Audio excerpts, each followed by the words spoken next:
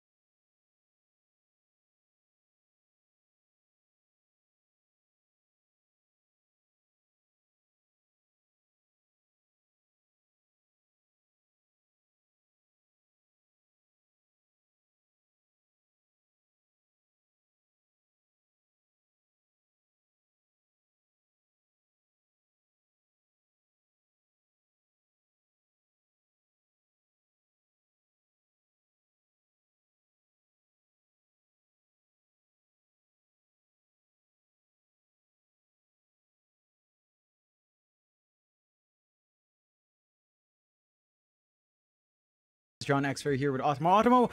We've got T1 versus Polaris lined up. What are you expecting from both of these teams? Well, I mean, you're looking at the DPC historically, it seems like T1 did a better job. Polaris, I don't think they took a single series in the third tour. They were one of the teams that were relegated. T1, not fantastic. They got, I think, 5th place overall, but still reasonable. However, during this tournament, I do believe that T1 lost to TNC and Polaris was able to beat TNC. So by the law of something, that means that basically Polaris beat TNC or beat T1, right? That's how it works. I believe that's how it works. In one way, Polaris got knocked down by SMG, and T1 beat SMG as well. So there's also that reversal there with T1 on the edge there by that law of causality almost. I'm not even sure. There's a law of something, where it's like when something beats something, then that means it can beat something else. Yes, I know. Either way, by law, that means that either team can really take it. I do think T1 probably a little bit better on paper, and that's where I'm going to go with. But this tournament has been pretty up. We've seen teams, Division 2 teams beat Division 1 teams. So anything can go. I wouldn't count that Polaris out at all. Yeah, and they've also had a bit of a roster shakeup for both sides. Polaris kind of going back with AU, their coach, coming in as a player, and again, taking Force back in at the end of DPC Tour 3. For T1, Zephyr has been gone, and they've had Raging Potato playing on a pause 4, so the Indonesian duo is kind of taken away. Do have a bit of the draft already developing here, Autonomous. We will switch into it. Already seeing some of those initial bans. The Dawnbreaker and the Enigma being taken out by Polaris. T1 taking care of that Warlock and Viper and straight into the Marcy for their opener. So we've seen a lot of Marcy today, mainly Town leaning into it, but when it does have a good game, it does look pretty good. Yeah, I mean, I'm fine with the Marcy. It's a blink into 8 lens gives you a lot of ability to control people, so that's kind of nice. Polaris, they start off with the Tiny as well as the Death Prop. This hero seems to be very popular this term, either picked or banned in most of the games we've seen, and Polaris making sure that they get it for themselves here. Not the best hero to have when you're up against the Marcy. And now Razors, that's interesting. It's the I take your life, you take my damage duo. That favors a little bit more of the Death Prop if you have the ultimate, but not then favors the Razor. Yeah, and you still have a little bit of flux for both sides as well. I believe Polaris leans towards the Tiny support flex for Xavius, or in this case, probably Raging Potato. Could be something that comes out, but you also have Lelouch who can play it mid, along with the DP flex there. So a lot of options for Polaris. For T1, it does feel like we'll probably see Gabby on the Razor more than anything else. Maybe Cuckoo on the Razor as well. Not so much a Carl hero per se on the mid, so kind of keeping your flex on the side lanes there. As you mentioned, though, it doesn't feel like you have the best answer for the Marcy, but with the openings, you did favor the DP a little bit in the push. Overall, what do you seem to prefer with the first 2 picks? I guess I kind of like Polaris, but T1 does have a little bit more flex because in the lane stage they can put Razor in the offlane or the carry role depending on what matchup they think is best for the Razor, which is kind of nice. Polaris, I also think they have to go for some sort of carry that either doesn't rely overly much on physical damage, or I don't think exists, or a carry that has damage from illusions, CK as well as the Terrorblade. And I do believe Polaris plays quite a lot of Chaos Knight themselves. So that could be an option for them. And they've still got ways of kind of dealing with the Razor down the line. We have Mm. seen some slower Razor games, as we saw in the last series, of course, in that game 2 there for Boom versus Talon. We'll see if T1 can kind of get that faster Razor game. Going back to this, I mean, we've seen this duo of Razor and Marcy before. Maybe not today, but it has popped out a lot in the DPC. And it does have a lot of potential, right? You have the Dispose and Static Link. That can be nice if you are running that Marcy support in that lane. But you're also up against a Tiny who can toss people away. Yeah, it's not as straight cut for T1 to kind of get max value there for the Razor, at least until the BKB flies on, and it's still dependent on what they want to do with that Tiny. So when you see this Tiny, do you prefer it on the support role, or do you kind of enjoy it more in mid? I mean, we have seen Yopaj with a mid Tiny just pop off way hard. I'm generally a person who doesn't like supports who can only focus mostly on like displacing enemies. Like Marcy, Tiny, I generally prefer to see them as core. Marcy, not so much, but Tiny feels like if he gets a fast blink dagger as a support, he does well. If not, he really falls off. So I kind of prefer him as a core a little bit more. T1, they still have their Treant Protector, which is something that I believe is their most played hero this patch. That could help them quite a bit against the Death Prophet push. It's mostly physical damage coming out from Death Prophet's ultimate anyway, so could be a good game for the Treant here. Yeah, it certainly could. I think the one thing, again, for T1, usually when they pick something like Treant, there's a little bit of flex between Whitemon and Zephyr. Again, they've changed the formula here with Raging Potato in, so I don't know if that's going to affect the viability of that Treant for them to kind of flex it between 4 and 5, and farm priority changing up there. We'll find out for T1. Polaris do have to pick up in this phase. I mean, with how open the Tiny and DP is, there's still the potential for, say, a DP support as well, though not as common. Is there anything else, any direction you want to see Polaris take their draft in? They do play a lot of Mars, but if they pick a Mars that's kind of showing off the Death Prophet, I think they could go for something like position 5. Because even at position 4, like, okay, we're not going to play position 5 Tiny, so I do think they could go for some sort of position 5. That won't reveal too much. What are the positions 5 they tend to play? Keep Up the Light, Snap. Oh, Clockwork comes out. Interesting. A good hero to hold people down, especially like the Razor, but you are up against Marcy. I don't know if I love the Clockwork, but it can work pretty well with the Death Prophet. You cog them right back into the Spirit Siphon, to the ultimate. It could go well. So it's not bad. Gives him a lot of reach as well, right? Once the hook shot's up, you can get extra aggressive on the clock. And does that seem like more of a support pickup? I mean, we've seen a little bit of core Clockwork. I don't know if it's something that should be prioritized. Do you kind of like the possibility of perhaps a 5 Clockwork, a Tiny 4, if players go that route?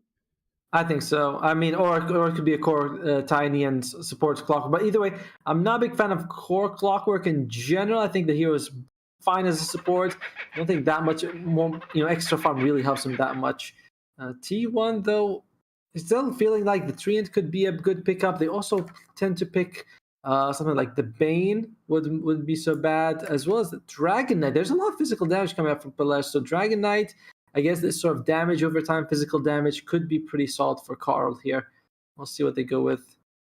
Yeah, still fairly open for T1. Still have to see them kind of pick up here, and they will take the Winter Wyvern, so that gives them a little bit more team fight. Maybe potentially flex on the mid, but again, that's mainly SMG that does it with Moon. Again, I don't think that's really a Carl pick on the mid, so likely our Wyvern 5 and the Marcy 4. Do you see a lot of applications for the Winter Wyvern here? It doesn't feel like you have the biggest curse target to go on. Yeah, because the other guys... Oh, here we go. They go with the Monkey King for T1. But yeah, it's like you said, when you throw the Winter's Curse, it's not like Death Prophet or Clockwork we're going to do much damage. Tiny, yes, if he's a core, but if he's a support, also not going to do too much. So this Winter Wyvern pickup, it does feel like it's more to mitigate that physical damage. I was talking about the Dragon Knight. Winter Wyvern does help you a lot with the... it's called...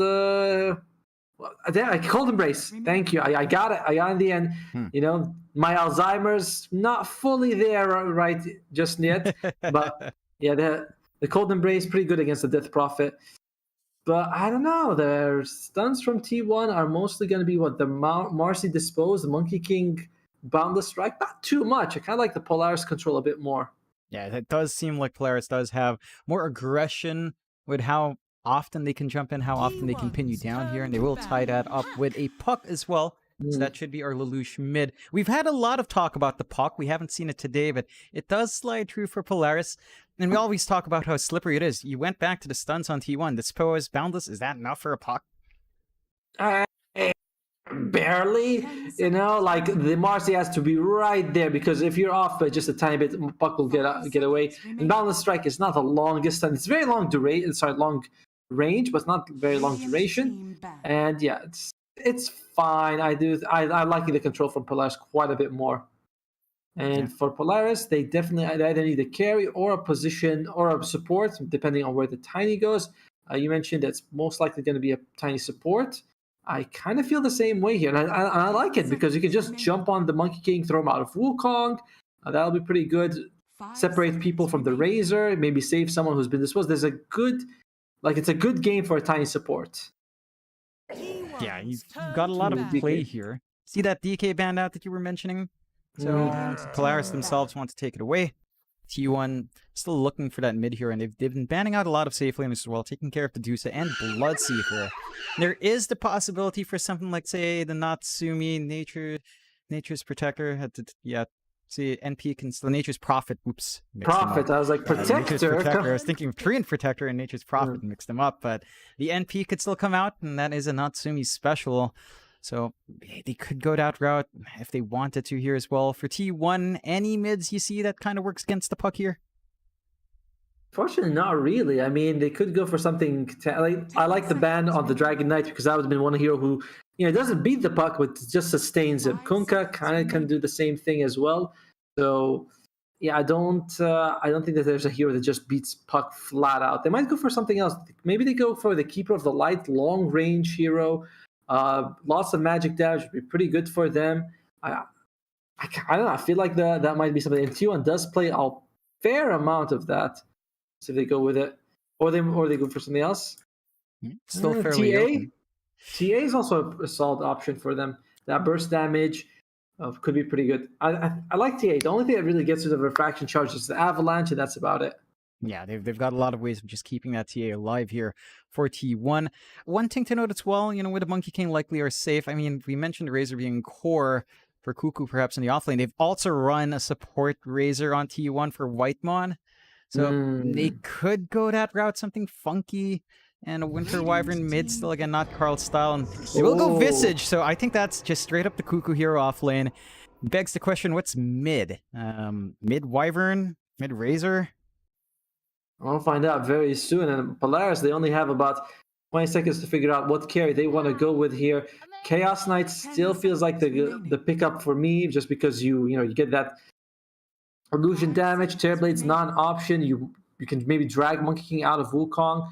You have to be worried, of course. You're up against a Winter's Curse, so that's all those illusions add up, but it's still the best option against the Razor. You go with Weaver. All right, a good way to sort of separate from the Razor. Interesting option. Is it actually going to be even a core Weaver? We'll have to wait for a second to find out. And yeah, it's like you said, this is going to be the offlane Visage. And Carl on the mid Razor versus Puck. Okay, not too left field. Again, we don't see Carl playing that all too often on the mid, but it should still be able to hold its own, at least playing with the plasma field there. Overall, with the drafts tied up, who do you think managed to build up a little bit better here, Ottomo? I think I like T1's draft a little bit more. I'm not sure how I feel about this mid Razor for Carl, but he's great with those stable laners, like the Dragon Knight. So Razor tends to be that way as well. So I don't think he's going to be losing too much to the Puck. Puck can make a lot of space. That'll be the big factor. And they might try to push towers with that to take advantage. But later in the game, I just favor T1 a lot more. Monkey King, Razor, Visage. You have the save from the Winter Wyvern. I like it. I like T1's draft a little bit more. Polaris could pull it out, but has to be on the Puck.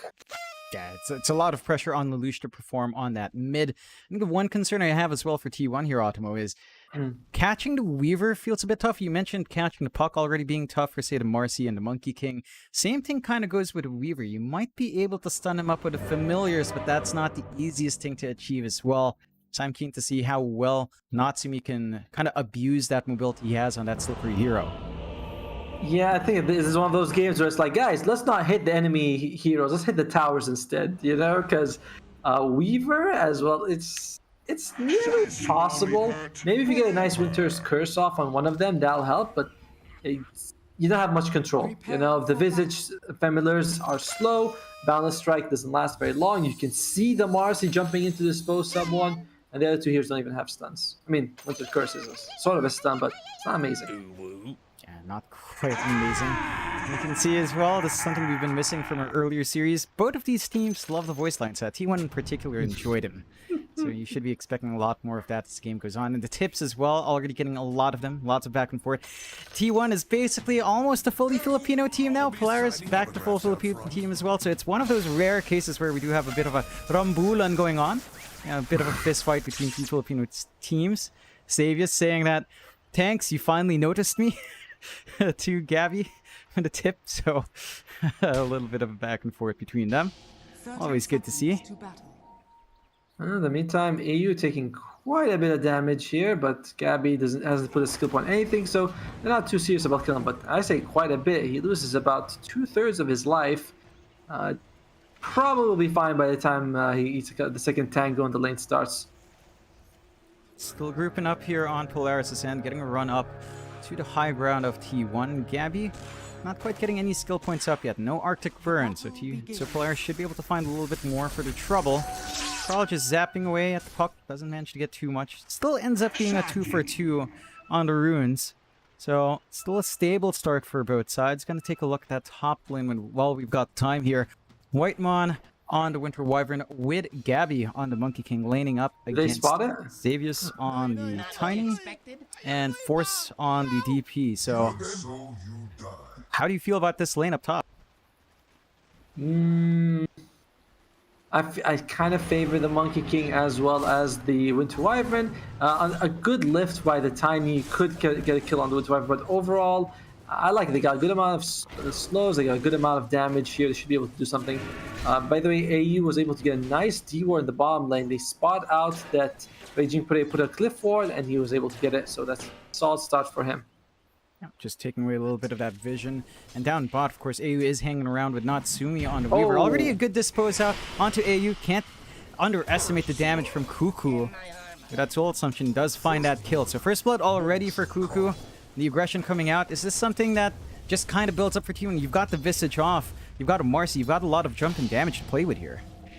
Yeah, and they're going to be targeting this Clockwork quite a bit, you know. Once he gets level 2 and he has cogs, that's a little bit better. But it all comes down to, what I love about those small decisions end up making a big impact. All came down to that harass in the top bounty. They harassed the AU to very low HP, used all his tangos, he goes back to the lane, he doesn't have as much health, he's half life, and they just kill him.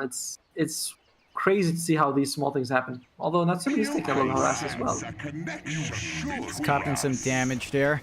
He does have to kind of watch out and the uptime on that Shikuchi isn't too high just yet. 15-second cooldown to level 1. You also saw AU having to smoke back down to get into that lane. Does have 2 sets of tangos. It's a little bit more coming through, but do you expect any counterplay coming out here from the side of Polaris as well? Like, is this something that can get aggressive, the Clockwork plus the Weaver? As they do find Force up top. So Gabby and T1 already off to a great start. That lane, as you mentioned, it's shaping up for T1. The slowest damage is coming through. Yeah, just how are you, like when you throw back, I mean, Tiny's not, is he actually level 2, but he doesn't have a skill point or anything. If you throw back the Winter Wyvern, you can just fly away. If you throw back the Monkey King, you give him a couple of Jingu stack, he'll be fine.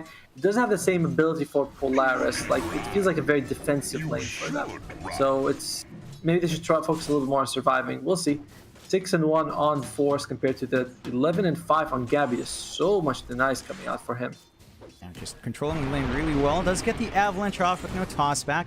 As mentioned, Gab just building up those Jingus now. Has the full stack onto Xavius and should just melt away. The damage is there. And Gabby, another kill onto the Monkey King. And again, T1 just getting that strong laning start so far.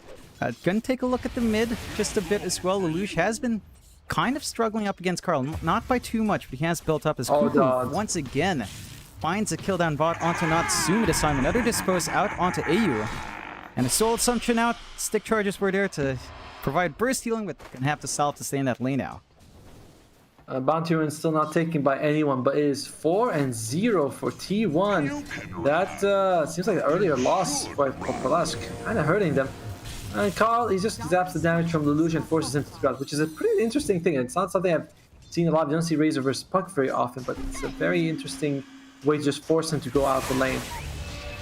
Yeah, and you still have play on Puck, as we see. You can just kind of rift away from the plasma field, so you don't have to worry about that output. But so far, Carl has been controlling this lane well. 21-8 up against Lelouch's 16-0. Is this something that you normally expect when it's a Razor against the Puck? I mean, you take a little bit of damage, it's easy for him to get denied. Same thing with the Monkey King. You just can like substantially increase your right-click damage while reducing that. Well, not reducing that. For Carl, he can reduce it, but and yeah, it's hard for the Puck. He's got to get his last hits only with the Illusory Orb and Waning Rift. So there's quite a bit of downtime. Xavius in trouble again, getting slowed down by the Arctic Burn, but not fully committed from Gabby. A little bit too far. Still manages to get the Jingu stacks though. Chases and force down, slowly poking him with his stick. And that should be another kill for Gabby. He misses one right click though. Splinter Blast will clean up, and Whitemon picks that one up for himself. Yep, and Gabby is really having a good time in this game. This is a do or die series, by the way. If you win, you make it all the way to the lower brackets semifinals, I believe. Whereas if you, or is it no, you make it all the way to the lower bracket finals. My bad. And if you lose, you're just out of the team tournament. You cannot go to ESL Ginting. Yeah, every team, both of these teams have to be hungry for that win. And so far, T1's just showing us how much hungry they are. Finding a 0-5 start, less than 1k lead, so it's not really amounting to too much of a gold lead just yet, but does provide them the momentum, the EXP that they're going to want as well early on here. For Polaris now, with this kind of rough start, where's the momentum supposed to come out for them? I mean, we said it during the draft. It has to be from Lelouch, right? It has to be when he's active and ready to make space for the team. Later on, things do get better for Polaris. The enemy's lockdown is not amazing. The team fight from Polaris is pretty solid. Once you get the Exorcism and you got the Dream Coil, it's kind of hard to fight into that. So it's not like it's not over, you know. By any it's only 5 minutes and 1k advantage for talent. Sorry, for T1. It's not the biggest lead yet, but they are about to hit some level spots. Not yet. Yeah, Cuckoo's about to get the familiars up on his level 5. Natsumi has managed to work the lane a little bit better. Is up there in the CS, but you know it's a Weaver. It kind of needs to hit that early timing here as well. For Lelouch on the Puck, I mean, he does have level 6 ready. He hasn't skilled the point yet. He's on the hunt. I mean, probably grabbed a regen, but backs off. I would underestimate the Weaver carry. A couple weeks ago, or more like a month ago, I was casting the DPC for North America, Division 2, and we saw Weaver carry versus Alchemist carry. And I was like, all right, you know, he's going to trash him. He's going to destroy him. And then the Weaver was just able to keep up scaling and was able to take him. So Weaver, Natsumi had, you know, he's a legit carry on this Weaver. It can work. Wow, top lane though. Get the dispose off onto Force. Raging Potato just showing up to provide that avenue for Gabby. Jingu's all up. Takes a little bit more with the Spirit Siphons, but not enough to sustain for Force with all that output. 0-6 now in T1's favor, and this Monkey King is, again, shaping up to be quite the beast this game. That's a problem. The fact that we've lost Force 3 times so far, he's only level 4 in about 7 minutes, level 4.5, sorry. This is an issue because you kind of need the Death Prophet to be your damage dealer for towers at least. And that means that the towers for T1 will last a lot longer than they should. The game plan for Polaris not working out so far. And look at this, Carl sneaking around at the backside of that tier 1. It's a static link, not for too long at the Saviors, but they're still keeping that chase up. Forced into the tree line as well. Carl not under any major pressure. Plasma Field ready. Does not clip Xavius somehow. Still got the clarity running there and should be safe. You can just see T1 with the aggression. That is a lot of space for Lelouch down mid. Still keeping chase boundless up. Gabby sees Xavius, gets the stun off. Tiny is not going to last for too long. Does stall out with the Avalanche, trying to run away. Gabby gets the Jingu off. One more right click to do the job. Whitemon keeping watch as well. Should be able to feed this one to their Monkey King. Still trying to juke. Arctic Burn. A toss back. Great stalls from Xavius, but not going to be enough with the burn damage. And Whitemon actually still finds it anyway, despite that tree end. So, again, 0-7. So far, perfect from T1. Raging copying the tower damage to save that siege creep. And Cold Embrace comes out. It's going to be an early push. Lelouch is here though, might go straight for Raging Potato, get that kill. And there goes the Dream Coil. Only onto one, only onto Carl. And Carl caught into Cogs, but you still find that kill onto AU. They do find Raging Potato for their trouble. Keeping the chase up, Natsumi early on in this fight. Toss out from Lelouch does connect onto Carl. Avalanche is stalled. Gabby starting to drop low. Is taken away. Natsumi and the Weaver weaving in and out. Baby. It's just working out. He shows up top and he gets it done. See, that's the Weaver carry. That's what you can do. You know, you show up, you're very mobile, hard to pin down, and he comes in. Great, like, I think he did most of the damage. Oh, no. He and Lelouch, insane amounts of damage, 3,000 between them. They are able to get 4 kills between. It's good. It's what they need. It cuts down the T1's advantage to basically nothing, though. Yeah, it does nullify. That's a huge gold swing going the way of Polaris. And that's a lot of momentum coming out. You mentioned that momentum coming out from Lelouch. Gets great use out of his rotation. And you know, start to build up a little bit more. Hold back from the aggression of T1. T1, though, Cuckoo camping down mid, already has that early Vlad's up and running on the Visage. And with the Familiars up, with that Vlad's, it doesn't take too long to melt these objectives. Yeah, and I'm a little surprised that, yeah, I don't think Cuckoo was in the top lane fight, but yeah, it takes a mid-tier 1, and that opens up the map more. Top, raging under a bit of trouble. Avalanche out from Xavius stall, but there's the familiar stunts coming through from Cuckoo. Is it enough? Natsumi in the front line does have time lapse. Does manage to get away. Shikuchi is maxed out as well. So a lot harder to pin down. T1 though is still chasing. No level 6 on Whitemon with Chris, so no hold. And they do manage to at least prevent any losses from that top lane. But they might, but for T1, they might consider going for the tower. Cuckoo is here. And yeah, this tower is already pretty low HP. The T1, not only they're shutting down this map pretty well, which is a bit, you know, quite surprising considering that I thought that Polaris with the Death Prophet would be able to do at least equalize in terms of towers. Just not able to use force in the way that they'd want to. I mean, he's got the EXO up, but it's as you mentioned, he had a very slow laning start. Gabby and Whitemon were able to run him down. And he doesn't have too much in itemization, and he still can't go out to the point where he can just EXO and look for that tower kill. T1 just still staying clumped up. A bit of a smoke out from Polaris, though. Flanking with Lelouch and AU. No hookshot yet in the clock. Lelouch is ready to go with a Dream Coil. Could find Carl hanging around in this jungle. Tough kill. Managed to find him. Dream Coil out. Can they get him? Snap on the coil. AU comes in. Winter's Curse immediately out from Whitemon to counteract, and AU's gone. On to Lelouch they go. The punches fly out from Raging. They find 2 kills for their trouble, and the tips are flying out. Carl's feeling himself. Yeah, that was a weird one because they're up against a guy with 1,500 health and 2 infused raindrops, while your damage is mostly magical with the puck. I mean, obviously they should have known it. Also, they have a ward here, so they should have spotted all this out. That was just a bit of a misplay by Polaris. Yeah, just forcing the issue. You know, and trying to jump up, maybe not expecting Whitemon in the back line there, as their vision's only in the forward area of that jungle. There are still good stacks for Carl to clear out as well. Not the biggest, but he's making great progress onto that BKB, and T1 still getting that push going up top anyway.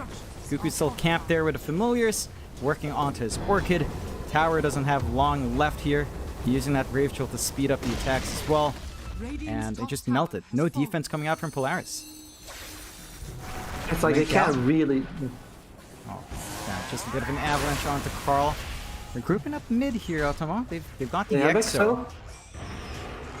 Whitemon he doesn't have his ultimate for about 15 seconds left, and yeah, just Whitemon shows up by himself, is able to push them away. He's actually maxed out the Arctic Burn, which is we're seeing we usually max out the Splinter Blast, maybe 2 points in Arctic. Remember, he maxed out huge bonus attack rate, 500. Yeah, and just really good percent burn as well, right? Onto something like the Death Prophet, onto the Tiny. These are heroes that don't really enjoy that, especially the Tiny with his strength scaling. So it just makes an easy way for Whitemon to get good damage off. Smoke out from T1 here. Curse is back up. Cuckoo, Raging, and Whitemon grouped up here, using the Familiars to scout ahead. Polaris, they've only really got Xavius hanging around down bot for now. The rest kind of backing off at the right moment. It's not going to be the biggest kill. This Tiny is quite far from his Blink Dagger. Still needs about 1,500 gold just to get it. And we talked about like how this is kind of annoying problem with Tiny support, right? You gotta have a good game to get the Blink Dagger. Polaris, they're kind of seems like they might want to fight this. Hook shot. They catch out Whitemon, isolating Winter Wyvern, but she still manages to fly away. Lelouch does get the Dream Coil onto the tree. Where's the follow-up? Cuckoo trying to drop those Familiars down. Gabby's still around the area. Still has the damage. Curse out onto Xavius to hold him back. They still managed to lose Whitemon. Cuckoo starting to drop a bit low, being chased down. Natsumi getting the damage off, and now Gabby in the spot of danger gets tossed up. Does not manage to really maximize his Jingu yet, but still alive. Natsumi with a chase though. Does find him, but Carl cleans up in the end. Xavier's going for the TP. They do not have the familiar stuns off cooldown. So 4 for 3 in the end there. And overall, you're pretty. I mean, you lost all the cores on Polaris. T1, yeah, it's also unfortunate they lost Gabby as well as Cuckoo, but they're gonna be happy with that, especially if they can turn this into a tier 1 bottom, just like they will. So overall, T1 pretty happy with how that fight went. They managed to clean up a bit. Maybe stings a little bit to lose Natsumi, but you know, you force a lot out from T1. You slow down Gabby. You are still gonna lose this bot tier 1 though. Familiars are there. Cuckoo shows up once more.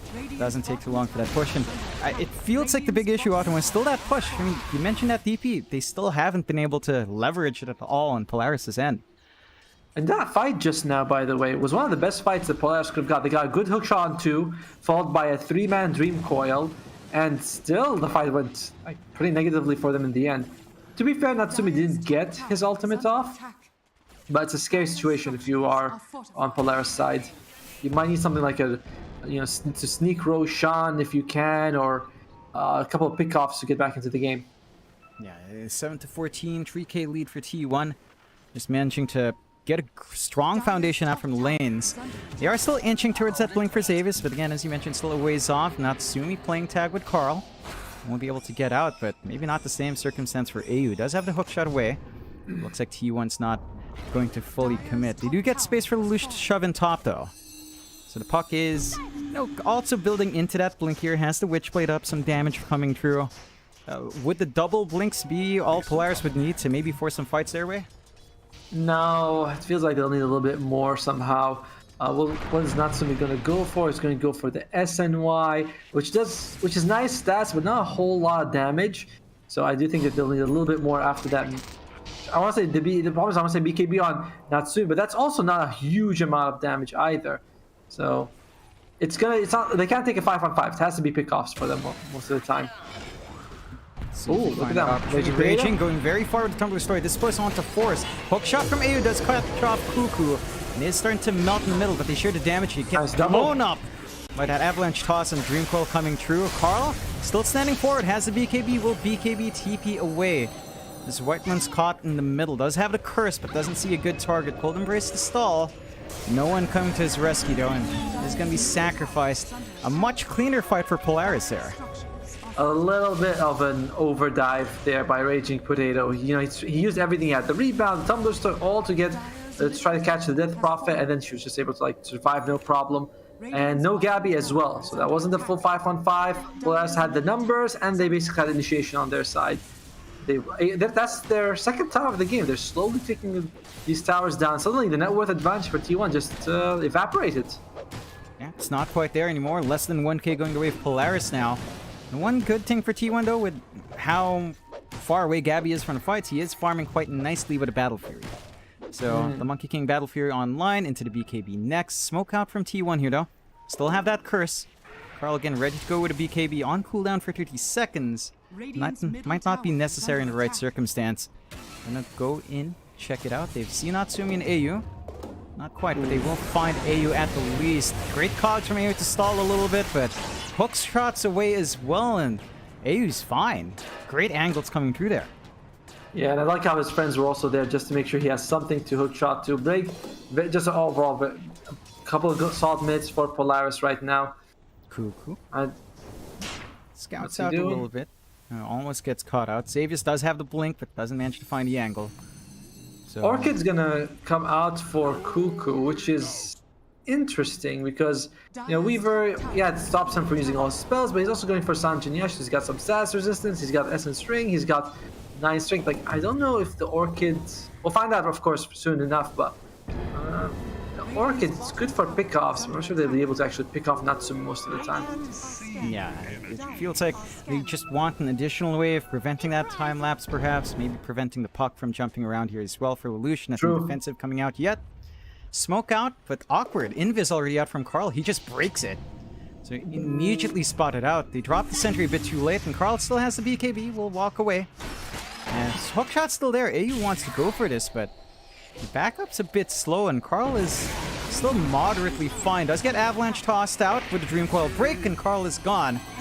T1 not grouping up behind them all too fast, but here comes Raging. Does not manage to get the Disposed Silence, is out.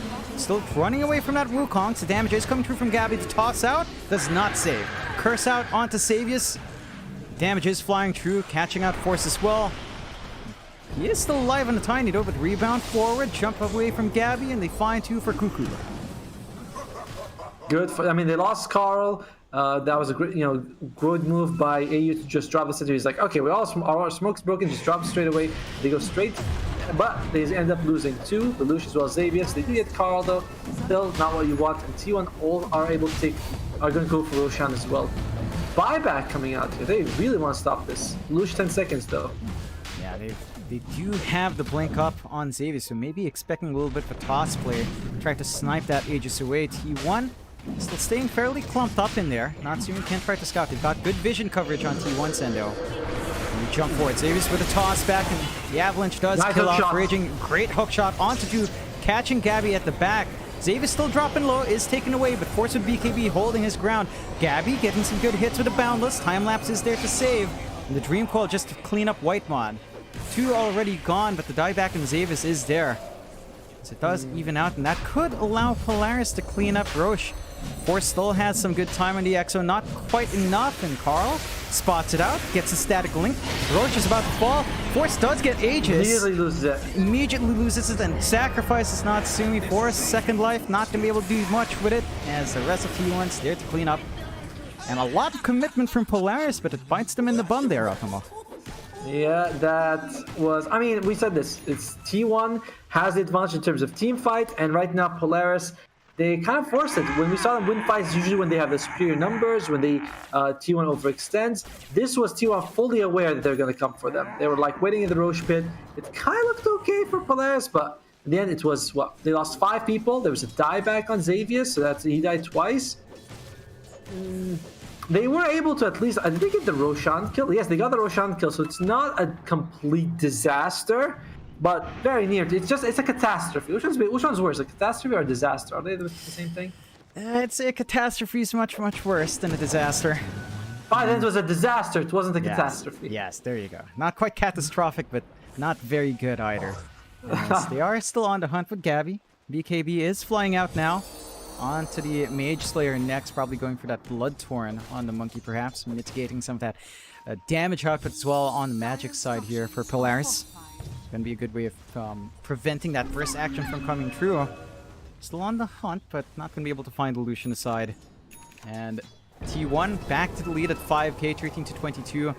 For Polaris, what do they play around now? Like, you are seeing Natsumi willing to show up with just the SNY. Is it maybe about pickoffs more for Polaris with all their mobility and blinks? That's one of them. Another thing is that, like we said, there's very little catch on T1, at least like serious catch they should be worried about. So you can see Natsumi pushing top lane. They might do something with the puck as well, where they can really delay the game with that. So that could be it. They might say, like, listen, even pickoffs are too risky because T1, they're holding hands. You know, they're walking all together. So I like what Natsumi's doing, just trying to push down. He's almost going to get a tier 2 top just by himself. And now could be a time for them to engage on Polaris. Yeah, Natsumi forces the 2 TPs up top. No one... They even smoke. They're going for it. You get the smoke out down bot, looking for the chase forward, but T1's also smoked up. So they're not going to be caught out just yet. Smoke breaks from Gabby. Monkey King powers right there. We don't see him yet. They're not chopping the trees. Still safe. Does manage to jump in. Cuckoo goes in with the Orchid right onto AU. Nice Get save. a cost pack on Force. But Gabby with the BKB still wants more. AU holding them back. Dream Coil out onto Whitemon. Hook shot away for AU as Whitemon starting to drop fairly low up front. And backline as well. Natsumi trying to get some damage off. Carl with a BKB, not going to be stopped by the Avalanche. Still keeping chase. Orchid out now after the time lapse. Natsumi is going to be gone. Force standing his ground, trying to sustain for the team. They find Raging in exchange. A 3-for-1 so far in favor of Polaris is tossed forward. Carl, BKB's gone. He's going to be able to scurry away with a buyback on Whitemon to prevent any further aggression. A good win for Polaris, and it all comes down to that Natsumi push. He knew that people are going to go back to defend, so he pushed the lane, and then when they saw people TP back, he's like, all right, guys, let's just go. I love it. Very nice move by Polaris. Cuts the network lead a little bit by T1. Forces that buyback coming out from Whitemon. It's they need to do a little bit more of this. You know, it's not even. A couple more of these, and Polaris will take the lead. Yeah, I think the big thing as well was T1 felt confident coming in there, Otmar. They break the smoke with Gabby. He doesn't get chopped from his tree. He gets a decent enough Wukongs, but there was no follow-up. The rest of T1 just a bit too scattered to get that follow-through on that engagement. And that's all the time necessary for Polaris to kind of build up there. They are starting to get pretty big on Natsumi. You know, number 3 core right now, not too far behind from Carl and Gabby. Is going into a Linken's for protection, into the Daedalus for the damage. So looking to rectify that issue there and just melt heroes. For T1, I mean, what else do you do to kind of try to catch that Weaver? Because once that Linken's up, it feels like the Orchid's not going to cut it. No, but it could be... I mean, what you want to do is Winter Curse someone next to the Weaver. You know, that way you can hold him. But overall, the Weaver is just kind of getting a lot of free reign. They do bring him down to generally in the fight later on, but he's usually able to do a lot of damage, takes a lot of resources. If you kill everyone else, Weaver won't be able to fight. So we'll see if that's what they want to go for. And also, at least Boundless Strike, followed by Visage Familiars. These are all like ground-targeted spells. They aren't blocked by the Lincolns. And I don't understand why these guys are complaining about Mike. Have they seen my mic? Have they seen what I'm working with? You know how it is. They've always got a little bit of a reason for the pauses. Mike or Discord, they say. Smoke out from T1. Trying to run forward here into the jungle, into the triangle. Could be a decent enough flank, but Polaris is all the way on the opposite side now. Gonna have to make a long jump away. Carl is showing mid, so he's not joining in for this one. We're gonna have to take a bit of an angle forwards. Gabby getting the scouting going. Good position for Polaris here, but they are on the low ground now, so it can be awkward. Smoke breaks in Gabby, spots a lot of them. They see him jump across, immediate BKB from Force, forcing Gabby to BKB as well. Trying to get the hits off, but Force is just too durable with that spell immunity. Sideline, Lelouch does manage to jump the back line along with Xavier's getting tossed back onto Tree. Nice big hook shot onto Tree as well. Curse out the save for now. AU gonna survive Tree. They hold Natsumi, but can't really damage Drew. Force the time lapse early. Force still holding the front line with Spirit Siphons. It is isolated now. And T1 manages to find that angle. Great come around from Polaris to look for the rear, but just not quite enough to win out that fight. And again, it's like AU is doing a lot of work in these fights, but it's just not enough. He gets a 3-man hookshot into Cogs, and they just can't get to anything. Ooh, Lelouch. He canceled his TP. Maybe expecting the Boundless is playing tag, jukes out nicely, but again has no escape here outside of just using the orb, and is going to be forced to orb all the way across. The scan spots him though, so still on the chase. They see him. Can they get the angle? Tree Dance out, Boundless out as well. Need more. Orchid out from Cuckoo, forcing out the Yules. We'll have the blink up. Does manage to blink away to safety. Very slippery on the puck, but Gabby's still keeping vision. Not gonna go all the way, but man, you can see just how slippery Lelouch can be if the control's not stacked properly. And that's a lot of time wasted, by the way, by Lelouch. Everyone's up by Polaris, so that team fight victory for T1 didn't really get them any objectives afterwards. They just kind of focused down, tried to kill Lelouch, so great play by him to stay alive in that situation. Maybe that canceled TP was 200 IQ. Maybe we're like he probably missed it. Although AU, I don't know if this is 200 IQ. Yeah, hook shots away, trying to stall for time. Cog stalls out the chase as well.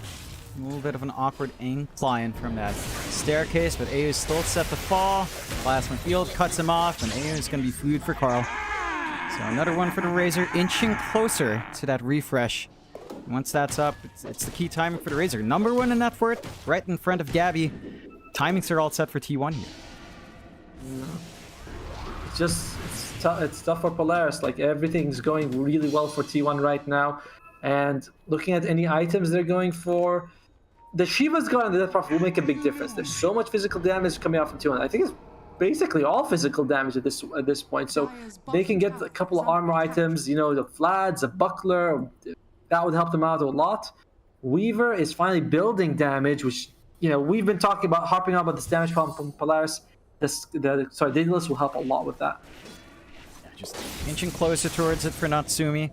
Hits his level 20 as well. So that's a little bit more damage on the Geminute as well, plus 90 on that one. The right clicks are amping up. The T1, and they still maintain a 6k lead. They're the ones kind of working the map. They see Lelouch once more. Blink forward with the Dispose and the Boundless. Do they have enough time? They do. Clean up Lelouch, stepping a bit too far on the puck. And they get a great curse out as well from Whitemon, just holding down AU, but is enough to find that kill Jetpack to try and run away. It does hook shot down, so just drags him closer to the team, which allows T1 to jump on top of Xavius now, clean up the Tiny, and possibly gun for that mid. And by the way, a lot of that kill on Lelouch, all thanks to Raging Potato taking that 0.5 seconds Dispose talent. If he hadn't taken that, because it was just barely there, they were able to get the kill. And T1, they're just going to punch high ground. And what are you going to be able to do if you're Polaris? You have a buyback on Lelouch, but don't really want to use it when both of your supports are down as well. Not quite the circumstance for that. They do clear out the one familiar. The resummons there on Cuckoo. Full Scotty up now on Gabby as well. Great taken. Look at this timer for Roche. It's going to be up. They've got vision on it as well with the other familiar. T1 have a clean objective to go for next. T1 just playing like really nice by Cuckoo just to have that familiar there, and now they're just going to go for it. Or will they? We'll find out. Everyone's alive on Polaris, so this could be a little bit risky. Carl's not around either. He can TP to the outpost. Smoke out. Being sneaky, going into the high ground, knowing that Polaris will want to fight, and they spot them out. Great wards. Silence immediately out in AU. They get the stun onto Force as well. Avalanche to break off for now. Toss back on Gabby as well. BKB is ready to go, as they are trying to fight inside. Trying to burst down Whitemon for anything else, and he will find him. Gabby, way too low in the middle, is isolated in the cogs. Can't lifesteal through and is down.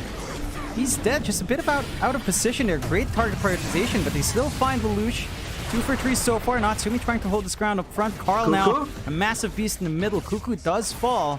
Xavius managing to force that way. Natsumi, time-lapse already used. Dispose again from Raging, and the chain stuns from the familiars are enough. Only Xavius left. Carl looking for the captain now.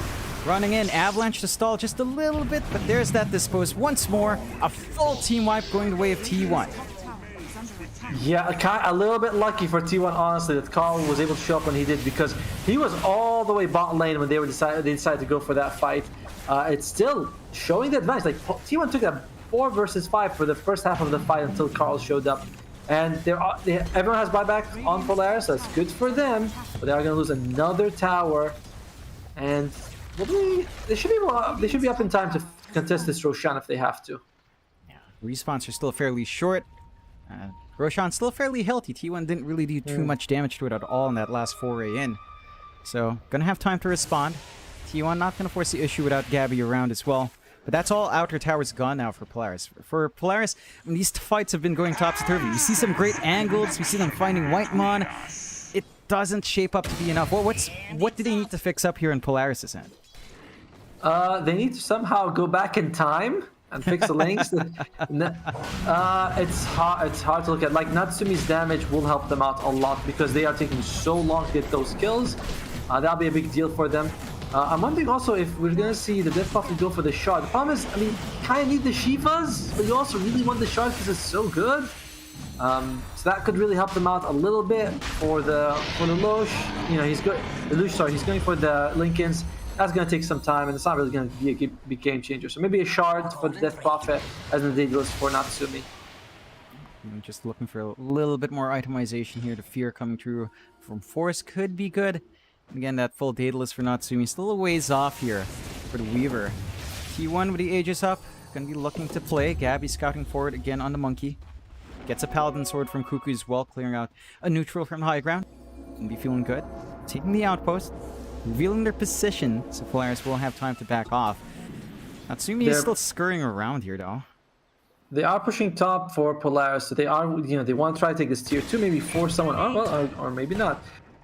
Lucian's going mid. I'm like, is he going mid? Is he going top? This guy's confusing me. I'm sure his opponents are equally confused. But yeah, he is cutting the creep wave here, which is what he has to do. Xavius, though, lucky with the Spire Legs, able to keep some space between him as well as Raging Potato. In the meantime, though, T1, they're knocking on the bottom tier 1. Yeah. Going on to that tower there down bot. Immediate TP's out. Avalanche toss to stall just a bit, clearing out the creep wave as well. Cuckoo's around. He has the raid pack. He is going to be able to get that siege going for the team. Creep cutting still being done by Natsumi bot, so they don't have too much time for backdoor kicks back in. They're managing this opening quite well from Polaris. Backdoor kicks up, range rack stays safe, but they lose the melee. So I believe T1's still going to be happy. Still 3.5 minutes left on Aegis, and they've got the Ags on Carl, so with a refresh, double Eye of the Storm Ags upgrade, that is pretty devastating in these fights. If they can somehow get like a 5-man coil with a cog that pushes them all out of the coil, that could actually be a thing, but it's like wishful thinking. And Gabby, he's just gonna go hit the racks. He's like, what are you guys gonna do? Like, what are you literally do? Oh, here we go. Well, here's what they're gonna do. Oh boy. Now, double Eye of the Storm just melts Savius immediately and melts these objectives. Carl can just go for the push now, all by himself. Doesn't need to wait for much more. Damage is just flying. That just gets machine gun down. Doesn't last long at all. The rack's not going to take too long as well. Fortify is out, but trying to get the lift back. Immediate BKB by force. Hook shot misses this time from AU close up. We'll get the cogs trap, but no follow-up. As AU falls as well. Another set of racks going the way of T1. They catch Natsumi with a Hex. And he's gone. No buyback in the Weaver. That's it. He bought the Demon Edge. They catch Lelouch. Great dispose from Raging. No buyback as well for Lelouch, and T1 have a clean shot onto those tier 4s. They are held back by backdoor. Creep wave still coming in from the mid. They should still be able to have enough time without those 2 big buybacks here. And the GG's call. Polaris holding that GG just a little bit, making them work for it. But in the end, from the start, we thought, T1 maybe a slightly better team. Polaris had a tough DPC turn.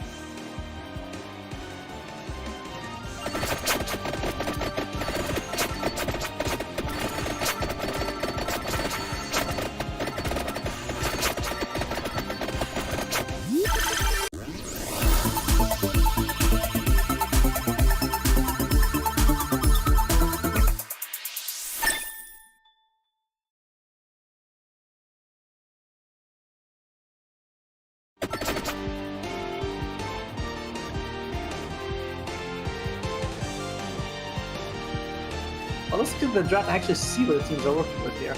Already have the draft underway. You see the initial picks already flowing through here for both sides. At very least, T1 already picking up that Razor. Polaris still hanging on for that first pick, but they do ban out the Dawnbreaker and the Faceless Void. So clearing out some pretty stable heroes that T1 loves to play with. And they do instantly go into the Keeper of the Light along with the Marcy themselves. So there is some flex here for Polaris. Now, mind you, they've picked up the Kotl a few times. Sometimes Lelouch plays it, sometimes Xavius plays it on 4. Any preference in this game as to where you'd want to see that? Gotta wait a little bit more for the draft to come out before, because it's very early, you know. But it's nice to have like that magic damage coming out from your mid if you want to go for a core, because you're up against Razor. He doesn't want to suck on the Keeper of the Light. So I like the opening. I like that it's aggressive. It also means that it's kind of be. I feel like I like it as a mid. You asked me which one it is. I think I like it more as a mid, honestly. All right, let's see if Polaris feels the same way and start to put it towards that mid. Interesting. T1. They do go with a Tiny, so they pick it up themselves here, and they do have some flex. Again, we saw Carl play the Razor last time. This could still be our Gabby hero. We could see maybe a Raging Potato Tiny, maybe a Carl mid Tiny in the vein of Lelouch, in the vein of Yopaj, really. And if we do see Tiny versus Kotl, is that lane that's manageable for Tiny, you reckon? I don't really think you'd kind of want to do that. I feel like they pick Tiny as a support to sort of counter the Marcy. What we're seeing a lot is whenever Marcy is picked up, we're seeing the Tiny sort of the counter, or one of the counters the other. They're both sort of displacement-based supports, and I think that's what they're going to go with here. Makes me feel. I mean, as you said, Keeper of Light could still be a support. Could go to Xavius. They've got that flex on hand here for Polaris, so let's see what the choices are. They do respect ban the Cuckoo Visage and the White Mon Winter Wyvern here as well. For T1, just banning out all the cores, banning out the Morphling, banning out the Terrorblade and Bloodseeker. Might have something specific on mind. Polaris respect banning that Carl Puck, which he has been known for since Dota 1. Just taking away one of those things that he has performed on historically well in the past. DPC feels like the Puck has been a little bit on and off for Carl, but you know, it's still something he knows the ins and outs of. Dota 1, how old is Carl? No, he's not that old, but he's been playing for a long time, you know. He's 20. Dota 1 was like what, 12 years? He's when he was what, 10 playing? That's insane. Yeah, he's I mean, him, Cuckoo, Gabby, all go to way back, or Mel Tims. They're all they're young, but you know, they've been playing for a really long time, these guys. Yes. I mean, esports careers seem a lot longer than they actually are. You know, it's like, you've been playing for 5 years. That's a long career in Dota 2. But let's see. Bloodseeker, Terrorblade are gone here. It's up to Polaris. What are they going to go with? Will they take a support? They kind of reveal that the Keeper of the Light is going to go mid. So maybe they'll take an offlaner here just to keep that flex. What could they go with here? It could be something that has to go up against the Razor. Yeah. Mars is I think Mars is one of Polaris' most picked heroes. We haven't seen them. Yeah, it's actually Polaris, Pangolier, and Mars are their most picked heroes. We'll see if they want to go for either one of these. Yeah, I think back then though, Polaris was playing in the early parts of the DPC with Nevermind. So it was Nevermind, Mars, which was on point. Lelouch Lelouch plays it a little bit mid. You see Force played a lot in the offlane as well, so it could be a comfort pick. It's funny that the Mars is completely ignored, because again, for the past day or so, we've seen a lot of that as Polaris go with a Chen. So, you know, it's maybe channeling a little bit of what we saw from Boom with Skem and the Chen, and just playing with that early push. And they've got the Kotl clear out the waves. They've got the Chen with the army. Let 10 come out. Do you like the direction they're going? It's still going in on push. They have a little bit of fight, but does this fix a little bit of the issues you had with last draft? I don't know. I don't really like the Chen coming out now. I don't mind if it came out 4th pick. Like, that's not the issue. Just feels like they revealed a lot. They're like, oh, this is our Keeper of the Light mid. I kind of felt that might be Keeper of the Light mid when they banned the Puck, because I thought, they just will make sure the Keeper of the Light has all his mobility.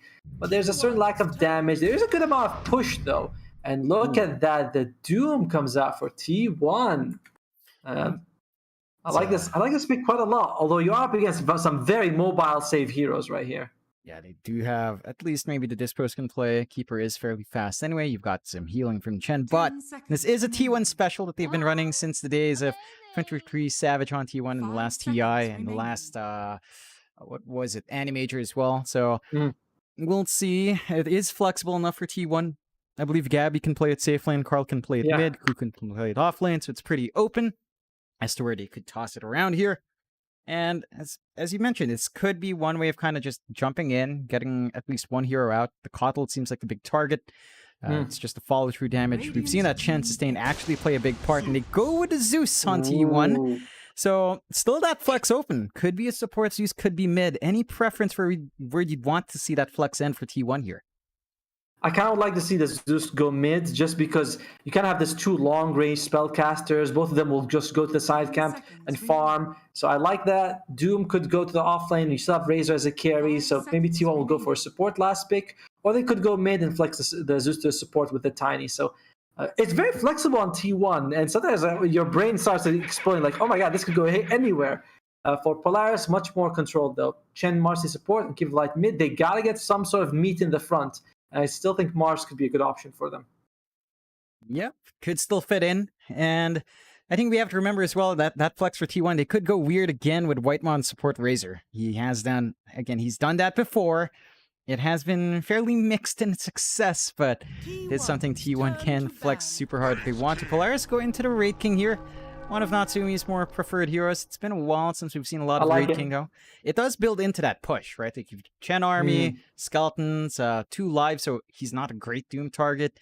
Could be a pretty good Raid King game here.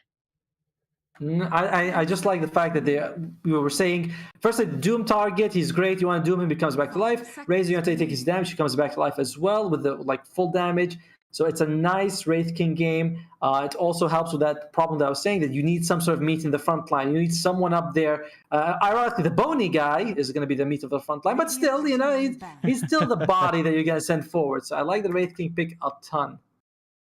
Yeah, it can provide a lot of what Polaris is missing here. For T1, how do you handle the Wraith King? It doesn't feel like they've got room for counterpick of sorts. I'm not sure if there even is a clear counterpick for the Wraith King. How do you kind of deal with that on T1's end? They are going to have some problems with that, won't they? Because it's up, like, you want to sort of maybe Doom the Keeper of the Light or Doom the Wraith King, then you want to use the Static Link on his second life. Like, the 2 life thing is going to present a big problem for them. We'll see how T1 is going to deal with it. I wouldn't mind if they might consider going something like a Faceless Void carry, put the Zeus and Tiny as support, Razor off lane or mid, and same thing and put the Doom as the other core role. That could help you out. Like, you need some sort of second in life in the fight, like you can't just throw everything you have in the beginning of the fight, like Doom and the Static Link. Yeah, they've got to find something additional there. I think considering how T1's been drafting, though, it does feel like they last pick Cuckoo Hero. Like last time again, the Visage came out in the last pick. So they could go for something weird, like say support Doom, safe lane Razor. Could be something that comes out. It's awkward, but I guess there's a play you can make with Infernal Blade stun and just running down with a Razor. Could be one way. With something else for Cuckoo to manage the Wraith King.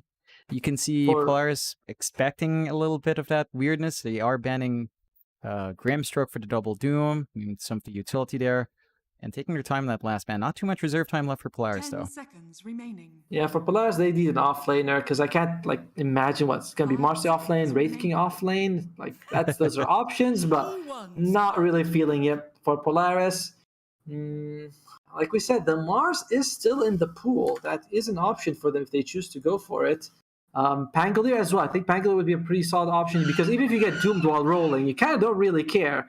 So it also gives you that magic immunity, so you can jump on the Zeus, control him, because they don't really have catch unless the Wraith King gets Blink Dagger. Marcy as well, you have the rebound, but you're basically going to lose the Mars every time you do that. So I like the Pangolier pick for Polaris. All right, we'll see if they will pick it up. T1 will have to go first, kind of close out the flexibility here. And again, you see Polaris just respecting the fact that there is flex. They ban out the Kunkka along with Grimstroke, so support and core bans. Still figuring that T1 can go either way with this last pick. A lot of time to think in the last pick as well. If they do go with a different Cuckoo hero, anything left in the off lane that kind of strikes your fancy, or maybe anything left on the safe lane that could fix this up for T1? For T1, I still feel like Faceless Void wouldn't be so bad. Just because, like I said, you could just throw everything on the Wraith King. Who they go with? They go with Mirana. All right, so they have their cores with the Doom, Zeus, and the Razor, and now they're just gonna that position 4 Mirana, so Tiny 5 or Zeus 5 and Tiny 1, something like that. It's very flexible from T1. You know, it's basically whatever you want. For Polaris, though, we're gonna see an offlaner, and see where they go. But they only have 10 seconds left. Pangolier. Yeah, Pango fits in. The Mars, as you mentioned, fits in, Automo. So, few options left. They'll go Enigma with a black hole and go all in on push. They've got Eidolons, they've got the Creep Army, they've got the Skellies coming out. Do you like that last pick, Enigma? We've seen the offlane Enigma today. It didn't look particularly amazing in tough game, but you don't have a Rubik to worry about. It's going to be, by the way, it's going to be the carry Doom and the offlane Razor and the mid Tiny. So good tempo coming out from T1. As for Enigma, in this game, there is 4 of the heroes have a way to stop his black hole. But to be honest, Arrow as well as Zeus's Bolt, amazing. Doom as well, it's kind of hard to get. I think it's a solid Enigma game. Definitely better than before. Like way better than the game we saw where he was up against like a Rubik. As well as Invoker. So it should be a solid game for Enigma. You mentioned the push. They have a lot of auras with the Chen, with the Enigma, even Rating gives them a lot. T1, I favor them in the first game, in the draft. This game, I favor them, but maybe a little bit less.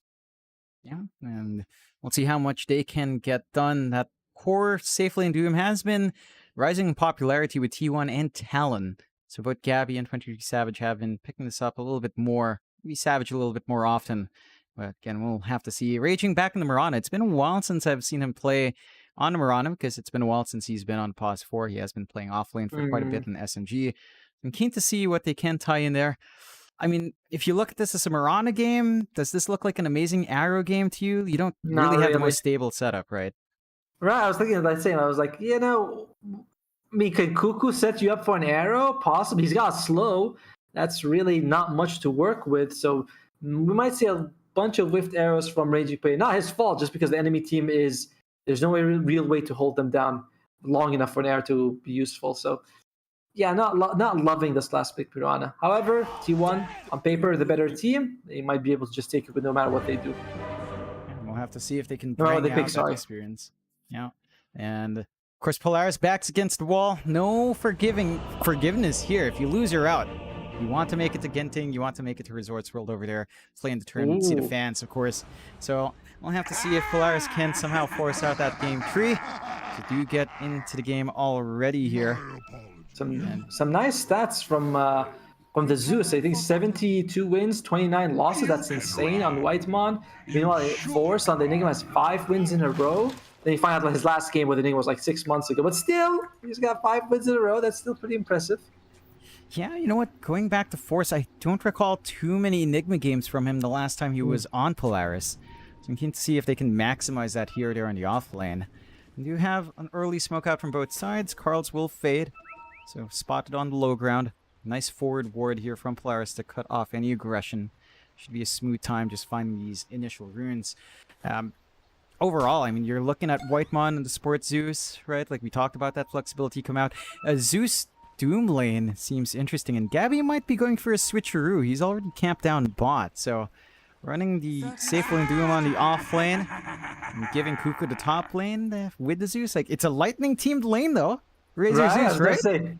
I was like, you're gonna go up there. If you're a melee person, you're gonna hate this. But Enigma should fare fairly well in this. You know, you can just deny creeps and go to the jungle. Not too early, of course. Zephyr, Xavius, my bad. He would suffer if he was top. You know, you go up, you a couple lightning bolts to your butt, 1 for each cheek, and you'd be like, all right, that's enough. You know, I've been electrocuted too many times. And Xavius arrow dodges it. Good for him. And it's going to be just a 2 for 2, nothing crazy here in terms of bounty ruins. It's an even trade. We'll want to take a look, I suppose, at that bot lane, which is a little bit less interesting without that combination. Gabby on Doom once more, playing around with Raging Potato on Mirana. They are up against AU on the Chen and Natsumi on that Raid King. So you've got the Chen into the Doom lane here. So you've always got the Devour to deal with a summon creep, at least for the first few levels until the higher level creeps come in. How do you expect this lane to go? Because we're seeing Raging trade hits. Is there any one that gets a little bit more aggressive in this lane? Nah, it's just mostly a farm fest. I was gonna say maybe AU can take a creep and they can go aggressive on Gabby, but besides the Devour, you can just arrow the creeps as well. So it's in general, Gabby should be fine. When you Devour, you also have that extra armor, which makes it hard to kill. I can't see either side getting a whole lot of kills in this game, in this lane. Sorry. Should end up being passive. Oh, Carl's suffering. Do take a look at that mid, and Carl is copying it from Lelouch. And the Cottle versus Tiny, you just kind of stand back with Illuminate. Is there at any point a moment where Carl can kind of put it back to Lelouch here? No, yeah, I mean you're too, at least not reasonably. Like unless Lelouch misplays, it shouldn't happen. As Keeper of Light, you're faster than some heroes without boots. Without boots, you're faster than some heroes than some heroes who have boots, like the Crystal Maiden. So you're just very fast. You have very long range spells. Carl should not be able to sort of get his hands on Lelouch, and he can just go and farm side camps. So it should be fairly easy for Lelouch to do well in this lane. Yeah, they do at least manage to block off the small camp.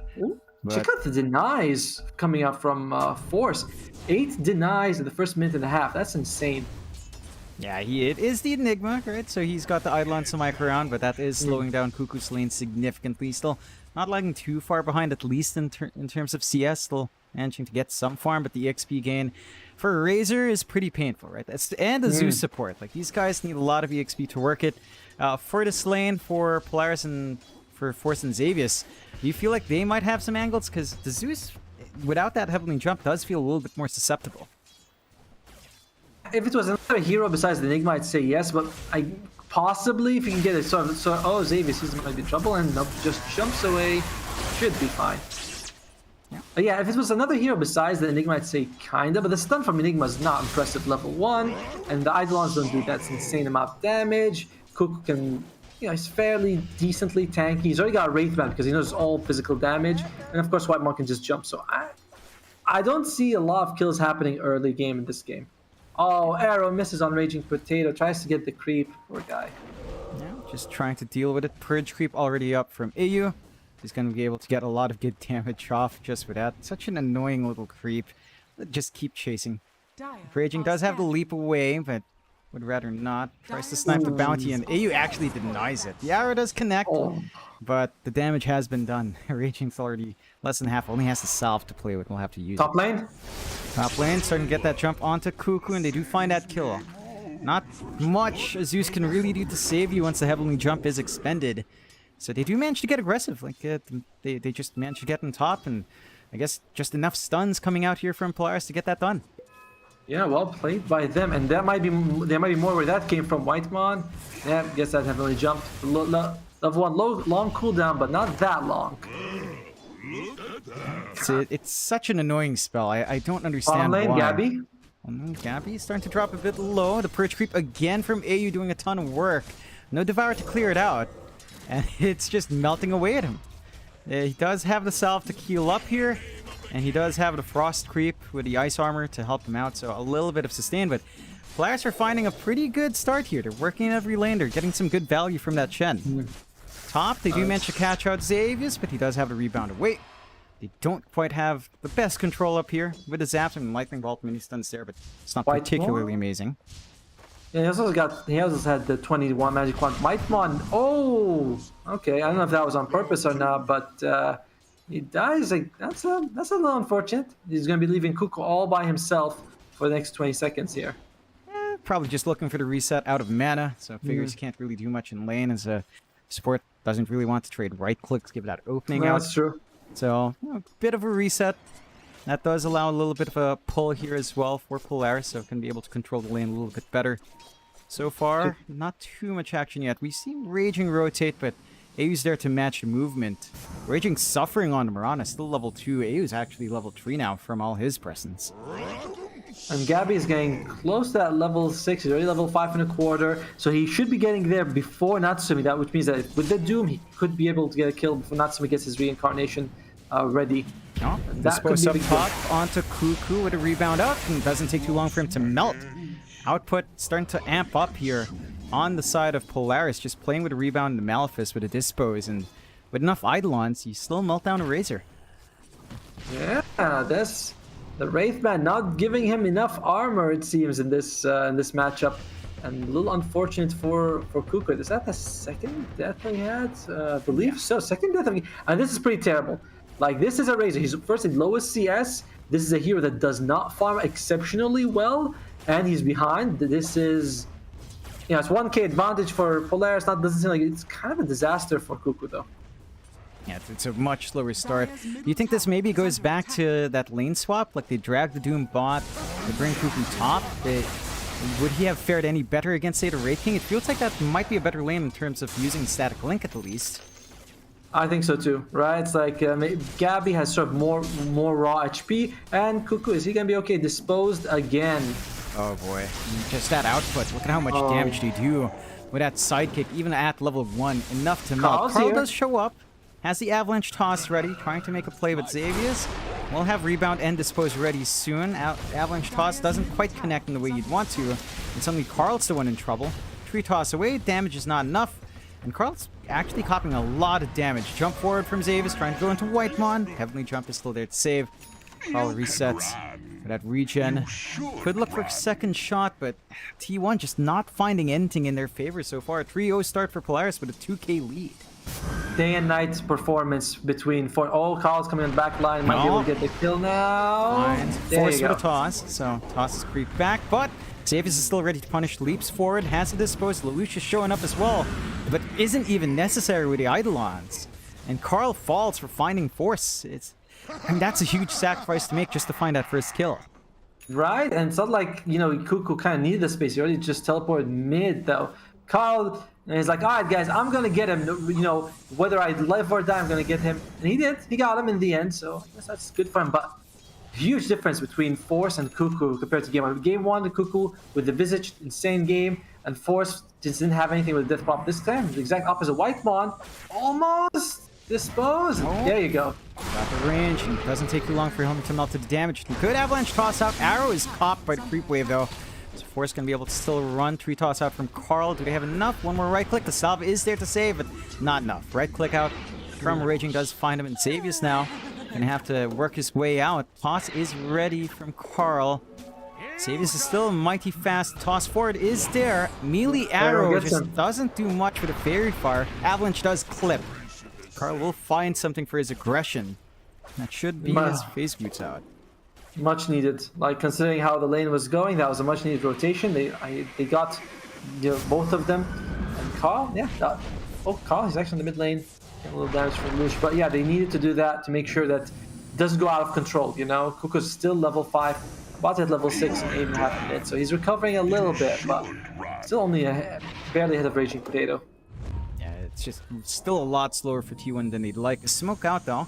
Still no blink in Carl. Still a ways away from that one, but smoking out with Whitemon could have enough burst damage to deal with any interlopers. Might want to gun for Lelouch. This Keeper of Light has been left alone for such a long time. Travel's already up. Dragging the creep wave away. Is going to find that gold.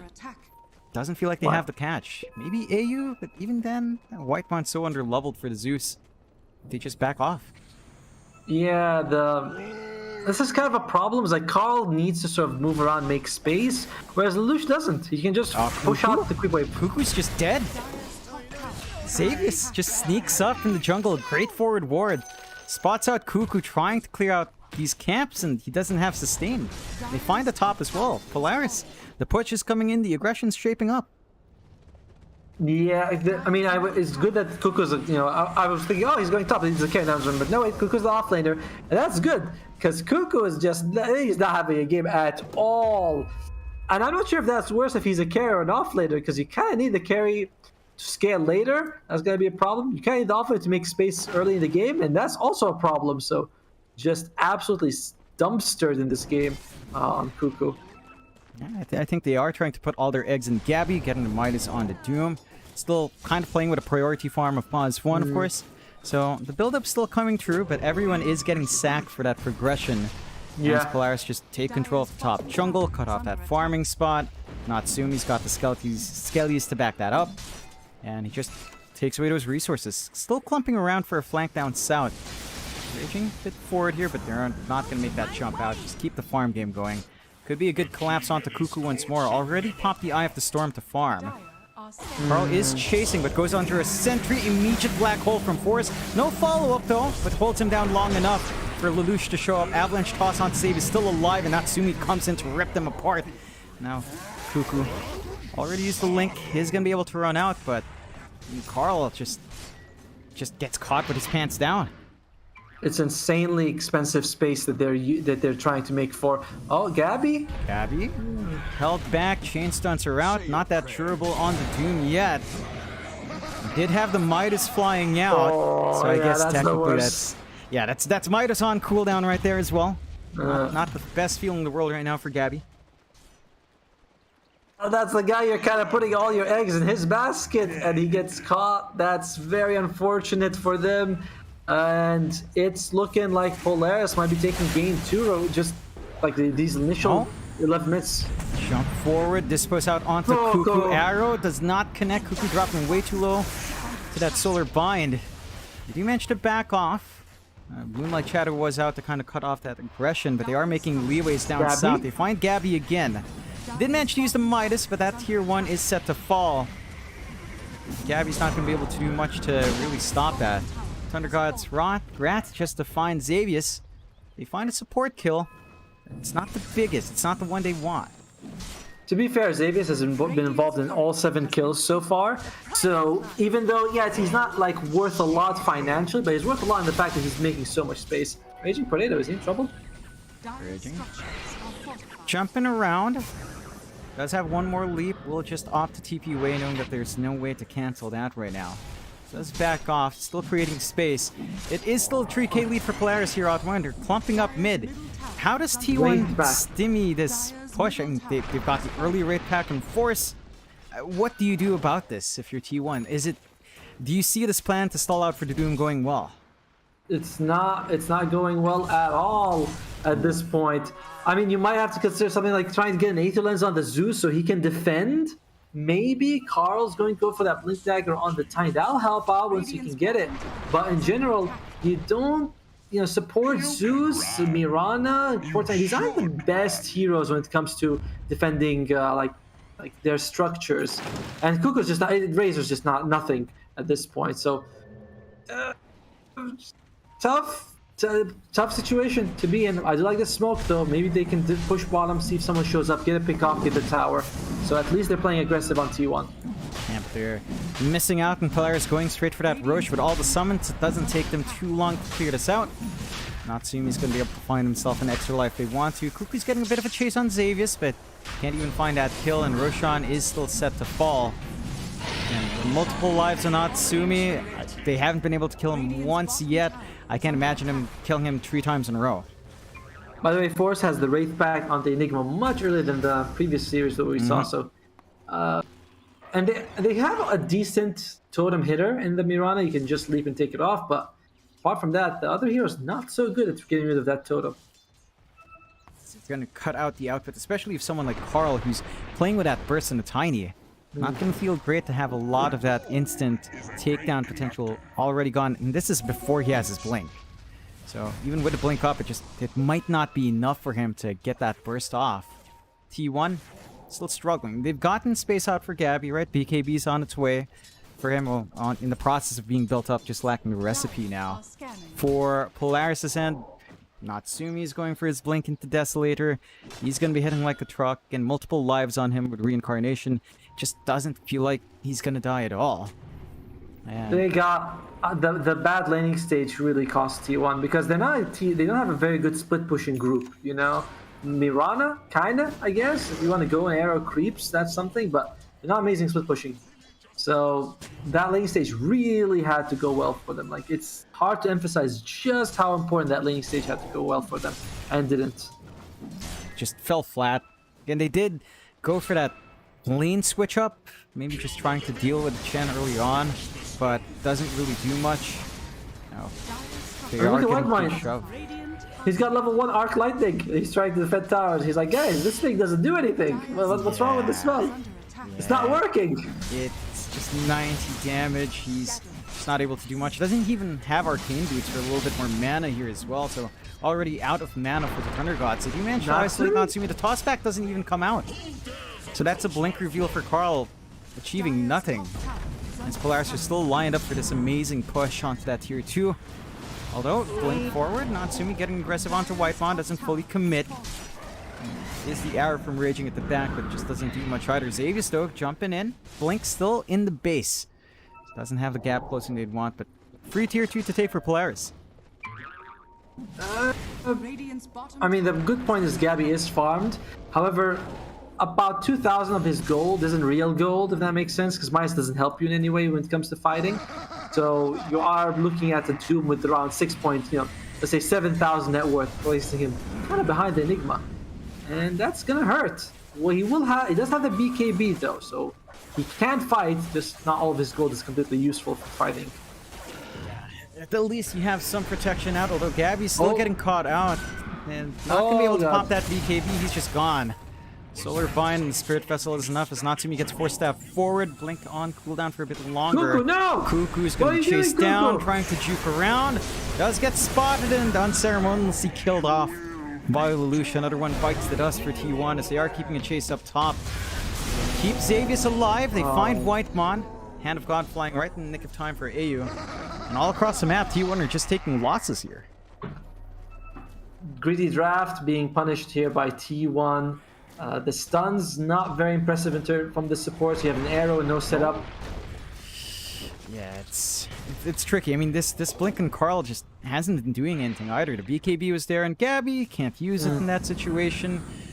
If you're T1, what's the call? You're 5k behind. It's not the most unplayable, but the map state certainly leaves very little room for T1 to breed here. Cuckoo he's gonna take some damage. I mean, you gotta wait for the Aegis timeout. That's a minute left. You can't take a fight with the Aegis on. And if you blink forward, Natsumi gets a stun onto Cuckoo. Solar Bind again. Cuckoo just melts without BKB. The Avalanche toss back. Cuckoo is safe, but Xavius jumps forward, finds that kill. Whitemon trying to stall. They get 1 life on the Wraith King. That is a Reincarnate. And that is a bit of a longer cooldown. Will still be on cooldown once the Aegis fades, so they could try to wait the next 40 seconds. Moonlight out though. Might look for the re-engage. They find AU, but even the Chen might be a bit too tough for them to handle. And just kind of forced back. Tier 2 still open to be shoved in as Natsumi jumps forward again, finds Raging, dispose out into the Illuminate. Raging does manage to leap away to 1 time. He's going to be able to get himself out to safety. And it's looking dire for T1. They just get dropped. And the confidence from Natsumi, it's hard to stop this Wraith King. Yeah, I mean, this is, by the way, we haven't exactly seen like a Blink throughout all this time. We haven't even talked about the fact that they have Blink Black Hole on Enigma. Like, that's an insane team fight. Gabby, oh, he might be in trouble here. Gabby, no, not like this. Already popped the BKB earlier on. It's false, and the arrow out from Raging might at least find Xavius with a toss back on Carl. That's something. It's something, but they sacrifice Whitemon's well up top. So you sacrifice 2 for that 1 kill on Xavius. It's some much needed gold for T1. But the eggs in the basket of Gabby, it feels like they're all rotten now. It's really not achieving what they want to yet. I mean, I don't think we've even seen a Doom outside of that one laning phase Doom that didn't even land them a kill. Yeah, I remember. I was going to ask you, I was like, did we actually see a Doom? Because I can't remember him using one. Every time I look at him, it's available. But that's the problem. Who do you doom? Natsumi, no. You can't doom him. It's pointless. He's got Reincarnation. You can't doom the Chen. Sorry, not the Chen. Sorry, the Keeper of the Light. Say your prayers, for sure. Now it's issues for Lelouch. That massive creep wave up top. Carl is going to be clearing it out. So, should stall that push just a little bit. Going ready is given. But, I mean, that's just AU Natsumi with his summon. He's getting a good clear. Getting that shove in on that tier 3 up top. What a clean game, by the way, by Polaris. Like, they just played everything perfectly. Alright, Zeus does have the Aghanim Shard that does give you a ton of damage. Like, it's percentage, so it doesn't matter how far behind you are. He's going to be doing a significant amount of damage. This is a smoke. Realistically, T1, you only have a couple of chances to catch people and turn this game around. There's not much game left to play if you're losing at this rate. Yeah, they got the good scan checking that top jungle, but they don't manage to work their way up there. And then all that downtime, just this continuous push from tower. AU. Tower's just completely gone. Recall the creeps out of there. It's just going to be fine. This cancelled off. They will be able to farm a little bit with Whitemon. But nothing of value is lost. Dispose out from Xavius, catches out Cuckoo again. He has the BKB, needs to get it off. Can he turn it on? Does manage to flick it on, trying to run, but the damage is done. Black Hole coming out as well from Force in the middle of that, just to ensure the kills are found. They're right next to wards. Yeah, that Wraith Pack ward just mitigating so much of the output of T1, again ruining Karl's burst potential as they've got the opening for the racks. Fortify is out to stall, no buyback on Cuckoo, but fairly short respawns. They still have that Doom available, but they can't catch Lelouch, and that's the big one they want. Karl does blink in, does manage to get a good avalanche shots out, but the heals are there. They manage to stall out. Midnight Pulse on top of Karl, he's melting to the output. Natsumi rips through. Gabby can't do much, even with the BKB. Forced to run away, gets whipped by Natsumi. Might be over. Stunned up. They do find Xavius on the side, but Raging gets clipped away, and Natsumi with one big crit to seal the deal. Forcing the buyback out. Cuckoo is back up and running. BKB of his is still on cooldown. They just re-engage in Polaris. Rip right through. He's gone again for 40 seconds. As T1 just, they don't have angles. Look at Natsumi just blinking all over the place, finding these kills one by one. And T1 are forced to call the GG. Polaris rising up from the ashes here for game number 2, Autumn. Like a phoenix, they did it. And I mean, the way they kept the aggression in the top lane, all of it, a lot of credit goes to Xavius being able to catch Cuckoo multiple times. I think they killed him like, what, 3 or 4 times during the laning phase alone, and that shut him down, because that's your... I was wondering, like, is it worse if he's an off lane who's shut down, or if it's the carry that's shut down? Either way, Razor being shut down is massive. The hero does not flash farm well. Hero needs a lot of farm to be useful, and gets most of it in the laning stage. Like, you have to have a good laning stage. Gabby wasn't joining fights with the Doom. It was all on Karl to do a good job in that game, and as much as he did, like 4-3-2, considering the game they had, that's very respectable. It's not enough. The Polaris, Xavius, MVP, and Force also with the Enigma, like these, it's all down to the top lane. The top lane just went way too good for Polaris. And we saw again T1. I just keep going back to that point, but they went for that lane swap. I mean, do you think they could have had a better game if they didn't swap those lanes? Would that have repaired that slower start they had early on? I think so, because I'm not sure that, like, Shen Wraith King, was that going to be killing the Razor a lot? It's questionable, you know? You never know what happens if you go the other way, but yeah, maybe. Like, that Marcy as well as the Enigma just absolutely shut down the Razor, so maybe they could have swapped it down. Against the Wraith King, I think they could have done a little bit better. We'll see if they do manage to repair. There is still one game left. The scoreboard is tied up now, 1-1. So Polaris do manage to keep themselves in the running here to go into Genting. And we'll see if they have what it takes to knock T1 out.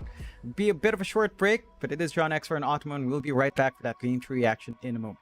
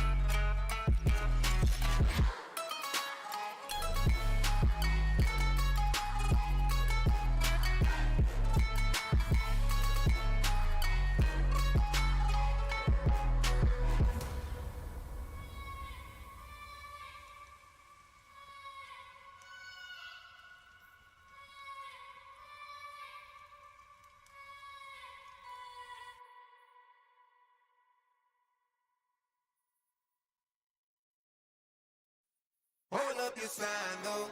They ain't count on that. They ain't count on that. They ain't count on that. Show what you gon' do. They don't want all that. They don't want all that. That sounds like a pop song. Take a dive before you dry, y'all. It's the only way to live.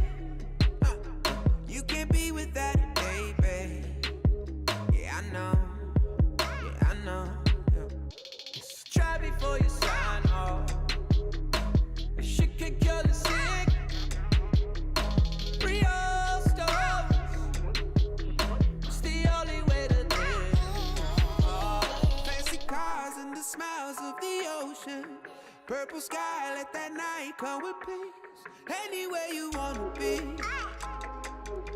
Anywhere you wanna be. Yeah, yeah. Hold up your sign, though. They ain't count on that. They ain't count on that. They ain't count on that. Show what you gon' do.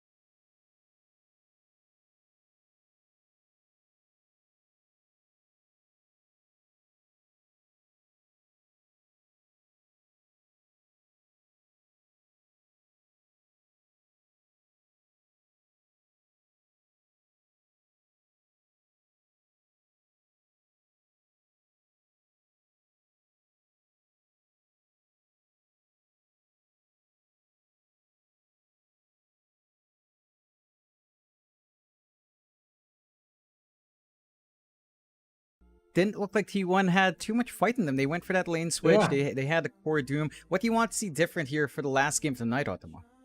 I think a more standard draft from T1. Like this core, the carry Doom is a little out there. You know, I thought everything else was fine. Maybe something to also keep Cuckoo alive because it was greedy. You know, with the White Monzeus as well. Like there was just a lot of everyone needs money. Everyone needed gold. Everyone needed to farm. You know, and it was just too much for them to handle. And you can see Polaris. They're like, oh, just go, just keep fighting. What's Gabby gonna do? He's got no one to do. We have all the sustain. They have no damage. So I'm looking just for more standard because I still believe T1, at least on paper, slightly better team. They play standard way of Dota. They should be fine. Yeah, and we'll see whether or not that adjustment in the draft will show up, as we already have the draft on hand here between T1 and Polaris. We'll jump right to it. And you have the initial bans, respect bans from T1, taking care of that Lelouch Kotl that we saw last time around, along with the AU Chen. Polaris still banning out the Dawnbreaker, waiting for the next one. So a lot of respect from that last game for that insane early magic damage, insane sustain AU is bringing out. The Chen, it's been on a pretty successful roll today, Autumn. Yeah, it's I mean, Chen in general is just also very strong in the in the lane. The heal is all good. Polaris, they get rid of Enigma. Interesting.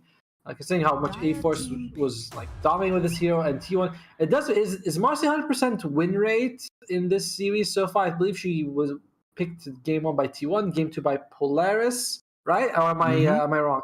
No, I think it has been. Yeah. So it's been a very good day for Marcy here. What did they go with for Polaris? They start off with the Tiny. Again, we see this every time. Marcy comes out, Tiny's the counter, and this looks very reminiscent to game 1. Yeah, they go back to it for Polaris, back to Tiny DP. We saw Force go after a much slower lane that time around on that offlane Death Prophet, though. And Xavius, I mean, he hit his blink timing, but it didn't feel like the fastest one. So we'll see if Polaris go back to that same AD. You reckon it's back to that, like the offlane DP and the pause for Tiny again? I guess so, right? I mean, we'll see if they want to go for something else, like for Lelouch, if maybe he'll take the Tiny, but in general, it does feel like we're just having a repeat of game 1, which I didn't love. But we'll see. Viper coming out here. This could be a Viper 5 and Marcy 4, or it could be, you know, Viper 3 with the Marcy. That's also pretty solid with the amount of slows. Still flex. I will say something about T1's draft in game 2 that bugged me. They were flexing so hard. At the end of the day, I was like, well, I don't think anyone really has a good lane to actually kind of go to, if that makes sense. Like, oh, we're going to pick Doom who can go in any lane. We can pick this in any lane. They didn't actually have a hero that was really suitable for a specific lane. So I thought they flexed a little too hard. Yeah, and we'll see if that's something they have in mind again with its Viper early on. I mean, it's very rare we see the Cuckoo hero in the first few phases, right? Like in this series, it's all been last pick Cuckoo heroes. Last time it was last pick Gabby hero. So we'll see what the idea is with a Viper and how they build up on a T1 though. Banning out the Jug, banning out the Nature's Prophet that Natsumi plays a ton of. And Polaris just respecting Whitemon once more, taking care of that Winter Wyvern that had so much impact in game 1. For T1, what kind of ideas do you want to see from the draft? I mean, we've got some aggression out of the Marcy Viper. Anything else you'd like to see kind of built on that?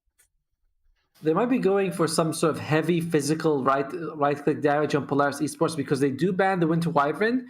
So they might be like, oh, you know, we'll just take like a TA and life, you know, like a lot of heavy right-click. So T1 might consider something a bit tankier. We have I was gonna say we have talked about the Mars, but Mars just get banned. For T1, the Viper is pretty good though. Viper is pretty good if you're up against that physical right-click, but maybe something a little bit. Like I was gonna say, resistant to physical damage, but there's not a lot of that. And Polaris goes with the Warlock here. Lots of sustain on this team. A lot of sustain here.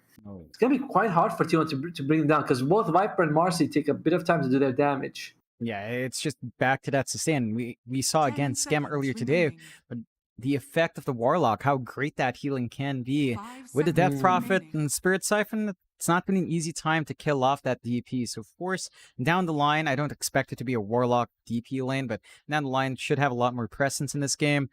Fatal Bond sounds pretty good here as well, right? If you are running, say, a Lelouch Tiny, if they're all clumped up, Fatal Bonds plus Avalanche Toss, could kind of take care of T1 really quick as well. So I think clumping up for Polaris. I think a Brewmaster might not be so bad for T1 because you do get that AoE Dispel, which would be pretty damn solid to have against the Warlock once he's throwing out those heals to the team, with the Shard. That might be something they consider going for, or putting people out in the air, just get rid of the Warlock to begin with. So I kind of like the Brewmaster here for T1, because Oracle for Dispel, not really a thing. They might consider going Enchantress, but then you have to dispel sort of like one person at a time. Once the Shard comes out for Warlock, that's not as good. So I'll be interested to see what they go with here. They go with... Ooh! Huh! Oh, okay. All right, so into the Gabby Morphling that he had... he had a great run of the Morphling in his time in TNC. That was when his old Ags allowed you to turn into your allied hero. Not quite the same now, but still a respectable Morphling player, of course. And we do see that Carl Puck we were talking about in the last game as a potential pick. So Carl gets his specialty out. I like it. I like that he's got such a playmaking hero on the Puck. It does feel like, like we said, Tiny, you need a Blink Dagger or something to get active, whereas sometimes you just want to have a mid laner who's like, I want to be active for minute 1, basically. And Chaos Knight comes out. I'm not a fan of this Morphling pick at all for T1. In general, I feel like Morphling is in a pretty garbage spot in general. And, he might be able to lane kind of well. But if he's up against Tiny, he gets to take a huge amount of burst damage, silence from death buff, and die. Just not a big fan of this Morphling pick. Yeah, it doesn't feel very secure. I think the one thing you might have for T1 is at least the hold isn't amazing from Polaris, right? Like, especially for something like Puck. So Carl should be able to weave in and out, but it doesn't feel like a great Morphling game for the reasons you pointed out. It's not going to be too easy for Gabby to maximize here. And I love, a while ago you were talking about the CK for Polaris. It does come true here. Likely or not, Sumi hero in the safe lane. It doesn't feel like they have the greatest wave clear to deal with those Phantasm illusions, especially as they get tankier. No, I mean, at one point they'll be just kind of unkillable. You still have a decent amount, with the waveform, with the rebound, with the Puck spells. They're all AoE, so it's not too terrible. But like you said, later on in the game, very hard to deal with them. Both teams, sorry about that. Both teams kind of banning offlaners.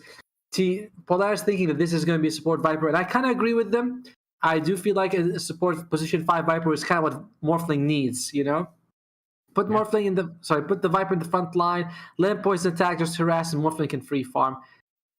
Yeah, that could be something T1 goes for. Again, staying in the pattern of last picking either the Gabby or Cuckoo here should be Cuckoo for this game out. Do you see anything that can tie this in for T1 in the offlane? If you see the Visage and Timbersaw banned out, anything else that can maybe help them handle that CK early on? I was actually going to say the Visage would have been a good pick for them. I don't know what they could really go for. Dragon Knight might be something they need. They need some sort of front line. I keep saying front line because that's really a lot of what it goes. But you can't have Mars to jump in without vision. Same thing with the Viper, same thing with the Puck. Morphling's not doing, so you do need someone like that. I'm thinking the Dragon Knight, because there's a lot of physical damage on Polaris that the Dragon Knight could sort of hold his own against. Yeah, that DK could still fit in for Cuckoo on the off lane. Only a few seconds left for them to pick into this reserve time here. And we'll go with a Razor once more. So Cuckoo Razor coming out again. Support Viper, support Marcy, likely the outcome. There's some flex. You could maybe run the support Razor instead with a Viper core off lane. So you can kind of switch your hands around, but doesn't feel like they'll do that. Does this cover the gaps for T1? Is this a tanky enough frontliner to kind of cop the damage here? No, I think I don't like it, this Razor pick at all. I feel like who are you gonna static link? Chaos Knight and his 4 brothers? Like they're just you can't take out one guy, the rest will all kill you. Death Prophet, her damage is not from right click. Warlock and Tiny don't care. So I don't like this Razor pick at all. T1 obviously they can win this game. Like we might look like fools later, but I do not like this draft. Morphling takes too long. Razor, if he has a bad lane, we just saw what happens. Viper is fine as a support, falls off, but that's okay. Marcy's having a good game. I like Marcy, I like Puck, and I'm okay to the Viper, but I do not like these other 2 cores, and I feel like that just slows down T1. Polaris, on the other hand, good stun from the Chaos Knight, good team fight from the Warlock. They have good tower push. We'll see what they go with the last pick, but overall, I like Polaris a lot right now with just 4 picks. Yeah, they look pretty good. And Lelouch has quite the wide pool to still focus on here. And the Kunkka is still on hand, and Lelouch has played it quite a few times. Could be one way to kind of get that hold for puck, hold for the Morphling as well. Have that stable X to play with. Void Spirits in the pool if they want that. The Silence could be really devastating for the Morphling until he gets his Manta BKB, if he goes for either of those as well. So a lot of options left. Anything that stands out there, like for that mid? Pangolier or something that with a lot of sustain is what I'm really looking for. So let's see what they go with. They go with the voice, like you said. Select your heroes. So nicely predicted, my friend John.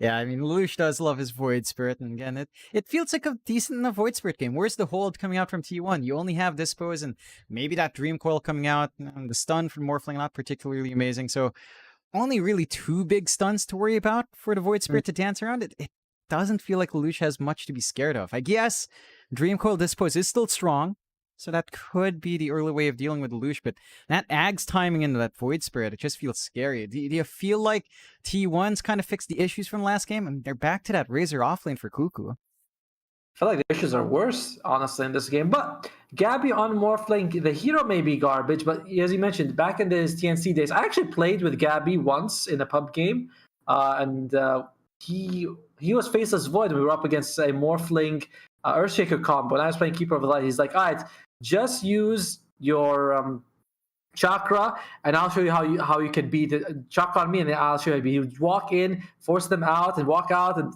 this was before Backtrack was there. So he knows the hero backwards. He knows how to beat it. He knows how to play it. He's an amazing Morphling player. But the hero's garbage. Cuckoo is playing Razor, and he needs to scale. Or if he has bad lane stage, he's gonna lose. I don't like T1's draft. I think it's a little worse than the previous game. Well, the same value as previous game. Let's be honest, Doom was pretty terrible in that situation. Yeah, that wasn't the best showing at all from both Gabby and Cuckoo, to be fair, in game number 2. So we'll see if they can find some redemption here and stay on that path to Genting. Polaris, of course, looking strong. I mean, they looked a bit wonky game 1, bounced back in a big way in game 2. And here we are with a draft that I think you and I can agree does look a bit better here for Polaris. So T1, backs against the wall.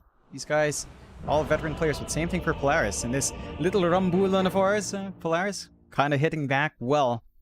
So we will get into that game number 3 now. So what are things to watch out for? Like, what early timings are important for T1? Because in my eyes, I only really see Carl setting their tempo early game. Yeah, that's pretty much it, right? Polaris has a lot more to work with, though. Like, even the Golem comes out, when Warlock has 6, that's a big team fight. When Void Spirit basically hits 6, he's also going to be able to go in and out of fights. Exorcism means that you can start taking towers. There's like a blink dagger on time. What's going on, man? I mean, it's a Rambulan, you know, the 2 Filipino teams, mostly Filipino teams, fighting up against each other here. And White Pawn getting called out by Lelouch for some reason. Cuckoo does break the smoke, but they still find Raging Potato with a Chain Stuns, Avalanche, and the little Chaos Bolt. Raging does have the rebound out, so it's going to be fine, but the rundown's still there on Polaris. Still looking for someone. T1 does back off in the nick of time. So no first blood bonus for Polaris, but yeah, it's funny because Cuckoo was just all chatting the Noi Noi voice line of Polaris, because I guess he doesn't have it, so he's trying to join in on the fun there, just typing it manually, you know? So what does it mean, Noi Noi? Noi is like you're calling for a person, you're calling for a guy you see. Noi Noi, and the rest of the lines, Ayo Noiba, Ayo, it's like, stop it, stop it. Well, we'll see which team was able which team is going to want to win, who's going to win this, which team wants it to stop at some point. For now, it looks like Polaris starting off with 3 of those bounty ruins. Not what you want to see on T1, especially when you have the Razor who needs farm and same with the Morphling. Oh, White Mon, what the hell is he doing here? Yeah, he's really far back there, White Mon. You're on the other team, White Mon. Come on, man. That was an interesting pattern. There you go. The Noi Noi Ayo Noiba Ayo is right there. So don't beat him up. Does get taken down anyway. Early first blood to break the pace here. See how the lanes develop. But that was a little bit awkward. T1 just giving it away. I don't know. Did White Mon be like, hey guys, is this, are we still on the dire side? Like, no, we're not. We're on the other team now. But a very interesting first blood to give away, and I think I mean at least going to Xavius, not Lelouch, but still like terrible for time to give away first blood. Yeah, that was Whitemon? not ideal. Whitemon again, kind of getting caught out. And the damage shot from Xavius is pretty big. Avalanche shot as well, force keeping Yeah, chase. And yeah, Whitemon can't quite run, forced to Fairy Fire. Dead again? Dead again. What? By the way, this might be something that a lot of people may not know, but Viper's actually, I believe, the slowest hero in the game, 275 movement speed. I think maybe Broodmother is slower at like 270. But anyway, he's one of the slowest heroes. And Xavier starts off with boots. He's got, thanks to that first, but now he's got tranquil boots. So he's at almost 100 movement speed faster. Easy for him to land those right clicks. Whitemon, walk of shame right now. How sad is this? A Viper walking to the lane. Yeah, it's a very sad sight. Already a slow start for Polaris down bot. And I suppose this is just going to be a bit rough for Gav to deal with. One-on-one against the DP seems fine. Already early rotations out from Xavius. Snipes away the Water Rune away from Carl. So no bottle refill for him as well. Mid matchup for Lelouch and Carl. We have seen Void Spirit versus Puck, and it does rely on Void Spirit landing those 8 remnants every time and getting some damage off. Do you see any other openings here? Do you think Carl should be the shining hope for T1 to kind of take control here? Yeah, because that it's an insane series of events that have led to them basically dominating the bottom lane. Thanks to Xavius getting that first blood. Now, Gabby's not suffering. He'll be fine in general, but Carl's gonna have to make some moves later on. Gabby? Oh, Gabby, just going a little bit forward there. Does have level 2 morph or attribute shift, so it's not going to be in too much trouble here. Still have time to look at the other lanes. Taking a look up top, Natsumi and AU on the CK Warlock lane up against Cuckoo and Raging on the Razor and Marcy. So far, looking fairly decent for Cuckoo and Natsumi. They're not being held back from farming up here. Do you expect either side to look for aggression in this lane? I mean, you've got the Dispo static link, I suppose. I think it would be definitely on T1 if they want to go for aggression. It's a bit hard because Natsumi's tanky and you have an AU has a heal, so it's not going to be the easiest skill. But if one of the team is going to, like, because I have to, gun to my head, pick one, I'd say that the Razor and the Marcy are definitely a little bit more aggressive than basically any lane with the Warlock. Maybe if he maxes Upheaval. What do you think, John? Is that? Oh, I like the spice there, Otto. I would not advise anyone to max Upheaval first, but that could be one way to catch Cuckoo out with the stunts. The rebound speed is quite high, and you can't do damage when you're tossed back. There's the Dispose as well. Lots of damage out from Cuckoo. Natsumi dropping low. Might be able to get the last right click, and they do. Cuckoo finds the first kill for T1 as AU start to drop low here. Might be able to run off. Not a rebound there. No Dispose, but the stick charges are on hand. The heal's there, but Cuckoo gets a double. So there you go for T1. At least the offlane's shaping up here. Yep, and that's how I thought it would happen. Like it's tanky on Polaris, but the sort of all the damage is on T1. And well, Cuckoo, he's just gonna take his damage back. Natsumi, what are you doing, bro? Yeah, runs right up. Plasma field out. One more right click. Cuckoo on a spree already. 4.5 minutes in with the tips out to Natsumi. And T1, we talked about Cuckoo having a pretty terrible Razor game last time. Shaping up to be a better one in this game. Dude, and look at the CS. Natsumi's 13th CS only. Another thing is that Force on Death Prophet, I'm really surprised they kind of went with this pick again.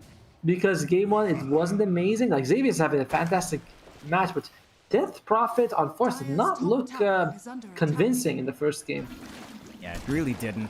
He is also, again, as you pointed out, not farming too well. Feels pretty free for Gabby, despite those deaths out from Whitemon. So getting the pulse, getting his presence up. Xavier hasn't been able to find the angles any further on that Tiny. So despite that wonky start, you got Boots and Whitemon. Does get avalanched up, tossed back onto Force with a Spirit Siphon. Will just TP his way away. So is back home, but he'll have to walk back, and he's still only 320 move speed, so it's going to be a slow process in. It's not as bad as when he was 275 mid lane. They're going to fill up Carl's T-close. He's almost level 6, though. And Lush will have to be a little bit careful now. Yeah. And coil already. They've got the angle in the backline with Xavius here as well, dropping some good wards. So both sides have some good vision to spot out each other's movements. And Alush can fall prey to this. Rebound out. Dispose is ready. Does not break the link. Alush still alive for now. Do they have enough damage? White Mon's around. Avalanche to break off. And a good remnant to save. Alush gonna live. He lives. Despite not having to simulate that infused raindrop doing work just now, but Carl's happy. He forces him out, gets the bounty ruin, and now T1 securely in the lead. Yep, they managed to hammer it back their way. Carl now on the move. No Dream Coil, but looking for a play up top with Cuckoo, who has had that phenomenal start. Natsumi pushed all the way back in the tree line. They're scouting for him. This man should juke away. Carl is still checking. They're cutting some trees for Natsumi to escape. Should be fine. But the push is underway with a siege creep. Polaris gonna need to drag some more bots and drag Lelouch in. Can they find the angle? They spot out Cuckoo, immediately blown away with Natsumi at the side. Carl, and showing up without the Dream Coil, can't get the control they need. Oh, Carl, nice AU. He knows where he's going, but I don't know if he has enough damage to really threaten the puck here. Not quite. They do manage to run out with a rebound. And Polaris finding some punches back and getting some good punishment of their own. Still looking like a strong start for T1. Less than 1k lead their way with a rather even game. And Gabby is managing to get that build-up he wants on the Morph. Morbid Mask already up, a little bit of Life Steal to help with the farm. And just, you know, not being contested by Force. Like, he's at level 6, he has Exo, he's not able to turn around anywhere. Smoke out from T1 with 2 supports here. They're going straight for the Death Prophet, but she just moves back. Actually gets a couple of ping from her allies, being like, yo, go back. There's a nice ward here. I'm not sure if they smoked underneath it, but either way, Force, Spider Sense tingling. He's also getting very close to that Vitality booster. So once he has a Spirit Vessel, it makes it quite difficult for Gabby to do anything. He's gonna go for a straight up Panther, so it won't be too much of a challenge for too long, though. Shouldn't be. Bit of a clump up from Polaris top again. Trying to play forward with Natsumi. Doesn't quite commit onto it. No, will commit onto Cuckoo now. Gets the stun, not the longest duration. Cuckoo immediately turns around. They've got the toss away from the link. It's not the most presence out from Cuckoo. AU just gonna TP home. Damage not quite enough to kill him off. No stuns coming out from T1 with Viper support. So, yep. Just gonna back away. Still tree to tree. With all the movement across the map, do you worry that for Polaris that T1, again, Gabby's just left unchecked here? Yeah, T1's getting exactly what they want. Like, I was worried that this game would, you know, with the draft that's happened, it's a little greedy, you know, Razor off lane, Morph lane care, but no, they're getting exactly what they want. They're all their cores are in the top net worth. So they are saying it's on Polaris to do something, you know, they gotta fix the situation, take out one of these cores so they get some breathing room, because the way the game is going right now, it's all in on T1. Like, this 2k net worth lead means a lot more for them. With the win percentage, it's 6. Wait, is it really 60% for Polaris to win this? That seems kind of crazy. That win graph. Yeah, it's a bit strange, that one, but you know what? The AI overlords aren't frequently wrong. So maybe just favoring that early momentum Polaris still can bring out. I mean, again, they still have Exorcism they haven't played with here. Polaris going for their own smoke play once more with Illusion AU. Have the 2 charges to step up. Just need to gap close onto Gabby and get the chain control off. But it's Raging who makes the first move. Disposed back onto Force. The damage is great, but look at the burst! Gabby! He's just gone. The Fatal Bonds and Creep Wave with damage from Lelouch is enough, and Raging TPing away not enough. They get the clean kills. We talked about Fatal Bonds combos. The Void Spirit with the Resonant Pots, he just melts him along with a step. He was full agi. I mean, look at it. He's got 520 health. He has got infused raindrop, but it doesn't matter. And oh no. That is kind of a disaster. Well, it's fine. I mean, it's just gonna be a tower. Gabby a little too aggressive. They lose lots to me the same side. So overall, T1 not too bad. Not too bad. Oh, but Gabby dying like that is a little bit too over aggressive. Going all in on Agi. Yeah, they went aggressive first. They jumped onto Force thinking they could burst him down quick enough. White Mon just managed to hold up. White Mon is TPing in for the defense here. He revealed himself as well with another toxic. Other people are coming though. They're slowly TPing down. They managed to get them Carl with a DD. Should be enough to kill off Force with a silence. Dispose out as well. Lelouch does manage to hold back, and Force is trying to heal it. It's just not quite enough. So Xavius gets a good avalanche off. Natsumi Natsumi's shows here. up with his damage. With a Phantasm, doesn't manage to get one kill, but the Link is on him. Golem drop to cut this off. Natsumi still dropping low, is taken away. But can Lelouch clean up? Finds one more. Raging does fall. Just the 3 for support's 2 falling so from far. T1. Not the big kills they want. And they did commit Golem for that back off as well. Cuckoo not done. Wants AU. Does get clipped by the Remnant. Lelouch still looking to play here. Cuckoo dropping low. He doesn't even find Hey. AU. AU still running. Carl not gonna go for the orb, so they kind of even it out. Yeah, a little bit like Polaris with that last good Aether Remnant, by the way, catching the Cuckoo. Carl finds Lelouch, silences off, but not gonna tempt fate. Does not have mana on Carl, so doesn't get that opportunity to punish Lelouch. Yeah, just so back and forth. And Polaris this time around, maybe overstepping their bounds a bit. They will manage to get that bot tier 1 to trade. And by the way, Chaos Knight, he was thinking of going for the armlet. He's going to go for the Midas instead. So kind of, you know, like the Doom from Gabby in Game 2, where he's the carries, it's like, I'm just going to farm. He might need it, though. He is 1-4-1 on Natsumi on the Chaos Knight, level 7 in 12 minutes. This is not what you want your carry to be at all. This is where you want him to be, you know, 8 minutes, 7 minutes. He is very far behind. Yeah, AU just gets picked away with a Viper Strike. Lelouch not in time to help, although might find Raging. Good Remnant out from Lelouch. Avalanche toss for the Tumbler's Toy as well. They find another Carl, trying to hold him back, but here comes Force to cut off Whitemon. With a Spirit Vessel up, Whitemon not going to have too much life left here. Lelouch will have the step up and running immediately in. Onto Cuckoo next. And getting a lot of value from that Spirit Vessel, but not quite enough damage this time around.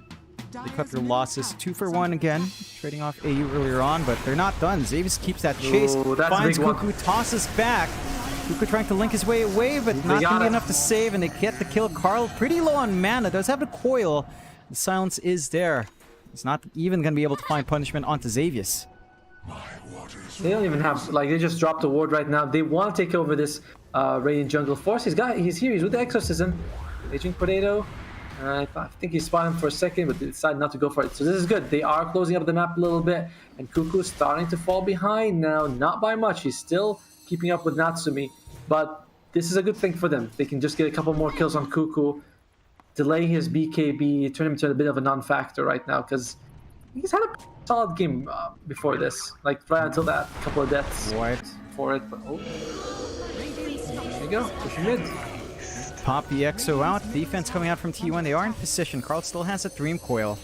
Cuckoo is around the area as well with a haste, but it's spotted out by the illusions of Lelouch. So, non-committal push out from Polaris, just standing back with the DP, letting the Exo do its work. And T1 not pushing the envelope too hard either. They are inching closer towards that blink here on Polaris with Xavius. The tiny blink almost online in that pause 4, but it does feel like they don't want to just put Lelouch in the firing line. So they need that backup in the tiny. Yeah, plus he's like what's he got? He's only got Spirit Vessel, and that's it. There's not really defensive item. Unrefused Raindrop with, and that's it. you know, There's not really Null, defensive Soul Ring. item. He doesn't have Unrefused items that'll Raindrop just be with, enough that's, to you know, sustain him. So you Null, can't just Soul Ring. throw Doesn't have Force up items there. that'll just be enough So to they are trying to be sustain careful. him. Plus So they you can't want, just they just want to give throw Natsumi time to farm. He is catching up. Third in terms of net worth. His Midas is paying off, but he still needs a little bit more time. And can't afford the map to get to get smaller before that. Yeah, just getting what he can while he can. In that build-up, has 1,000 gold in bank. And Polaris now just playing patiently. Blink almost up in Xavius. Well, after a creep, he should have that gold up and running. And that should be the moment where Polaris might try to kick it into gear once more. Lelouch going for his own Yules to save from the control. And Force probably going for his BKB. It is finishing up the wand first. So still no defensive items for that frontline DP as you mentioned here. And with its slower pace of game, it does feel like you start to think about the morphling towards the late game, right? Like, yeah, initially laning isn't great for Gabby, but it is still a morphling towards the late game. It can still be big. I mean, it can, but there's a reason we haven't been seeing a lot more competitive play, because the hero is just not incredible. I don't think that, I don't think he outscales a Chaos Knight. So I don't think that the Polaris have to be worried about that. Although mid lane... Oh, jump forward, dispos out onto Xavius as he blinks in. Didn't manage to get the avalanche before that, as he is going to lose Force, but to get the stun on Raging. Maybe they find at least that support in Marcy. Lelouch doesn't have an additional jump. Remnant does connect. One more right click to do the job. Meanwhile, Carl cleans up on the sides. going on to AU now. Lelouch trying to get some hits off. AU still being chased down. Still has the golem. Doesn't get picked off, but does lose his courier. So 2 for 1 in the favor of T1. Unfortunate for Xavius. That was his blink reveal into the dispose. Yeah, it's like, oh, dude, just walked into it. Very unfortunate for him. And like I said, this was sort of going to be a big reveal. You're hoping to catch some core, toss them back, but it's fine. It's not the biggest issue here. The tower still stays alive. So even though T1, well, they got was a little bit of golden experience injection, not exactly an objectives on the map. So it's fine. It's not too big of an issue. Natsumi, I think he's going to go for the Echo Saber here. So wait, is it coming? Yeah, it is going to be the Echo Saber.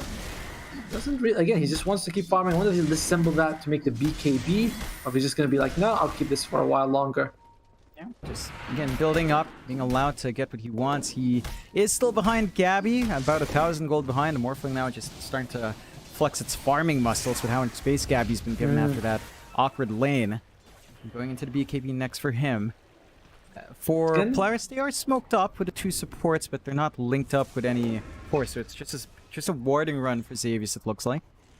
Need to be a little bit careful here. The BKBs are going to come out on the Razor soon. Gabby already has the Manta, which means that this Spirit Vessel that Force spent about like 3,000 gold to get, it's going to lose a lot of effectiveness very soon. Yeah, and that's what they've been banking on, right? To soften up these targets, to make it easier to manage Gabby when you do spot him out. Not going to be as effective any longer. They do turn Gabby into the CK, just play tag with illusions. Not really jumping on Natsumi himself. They are kind of preventing that flash farm with illusions at the very least a little bit longer. And again, Polaris just keeping this game pace slower. They want Natsumi to build up. They are risking it with a Morphling being allowed to build up as much as he has right now. What timings might we be looking for from Polaris? Because they've got that Blink and Xavius after that reveal mid. They haven't been playing with it too much. Yeah, this is kind of surprising, but it seems like they're just going to wait for their BKBs. Force is building one. Chaos Knight, sorry, Natsumi is building one. Lelouch is going for the Aghanim Scepter. That's a bit of a ways off. So we'll see what they're going to go with. But a couple of BKBs will help them out a lot. If you look at T1, they don't really have anything that goes through BKB. Static, Link, yes. And as well as like the Eye of the Storm, but that's like physical damage. It's not really something that anything can stop. So BKB on Natsumi, BKB on Force could be a big deal for them. Carl finds Xavius. Immediate Dream Coil out. Snap is there with the Avalanche though. Xavius might be able to run his way off. They do spot out Gabby. He does Strength Morph in time. So he's a lot harder to kill off right now. They have the Golem drop, perfectly chain stunned. They actually kill him off. The damage from Natsumi, the crits from the Phantasm is enough to carry them through. So they find the big one. Dude, Lelouch was able to get Aether Remnant while 3 creeps were standing there. Like, that's amazing. That was just, what a play. I love how he could do that. I don't know how he even managed it. You gotta go watch this replay. And really good timing from AU, saving that Golem just to make sure it was done. Avalanche toss out onto Cuckoo into the Remnant as well. The timing's perfect. Pops the BKB and dies. Fresh BKB not doing much as the Exos pop. Trying to get more. Carl does clean up on Xavius eventually. But with Cuckoo dying again, they don't mind. So Polaris just finding the angles, just kicking it into gear and punishes T1. That... man, Cuckoo. Dying is fine, but that's your best BKB. You know, it doesn't get better than that. That's a 9-second BKB. That's the first BKB you're gonna get. And he just used it literally a millisecond before he was about to die. Ouch. I don't know which one's worse, that or Gabby dying, but either way, they're gonna go for Roshan here. This is pretty sneaky from T1. I like it. And they smoke up, they go into the pit. Sidekick on the Morphling is a lot of damage, and he does have the life steal from the Morbid, so not going to be too hard for him to do that. There is a fight breaking out by the Rune, but it is a puck, very hard to pin down for Polaris, and the Blink is out from Carl, so he's stalling out well. They're so focused in there that they don't bump in, but Natsumi's checking with illusions, does find that out, and they might find Raging further trouble. The stun is there, they get a kill, and now they get the opportunity for Roshan. Meanwhile, Polaris still chasing across the map. They manage to catch out Cuckoo. Link is there to hold back Lelouch. And Gabby is ready to play with his own remnants. Does actually clip Lelouch somehow. Not enough to really net the kills. And eventually Polaris, they might find this rush. Dreamcoil is still down. That's a big one for Polaris to sneak away themselves.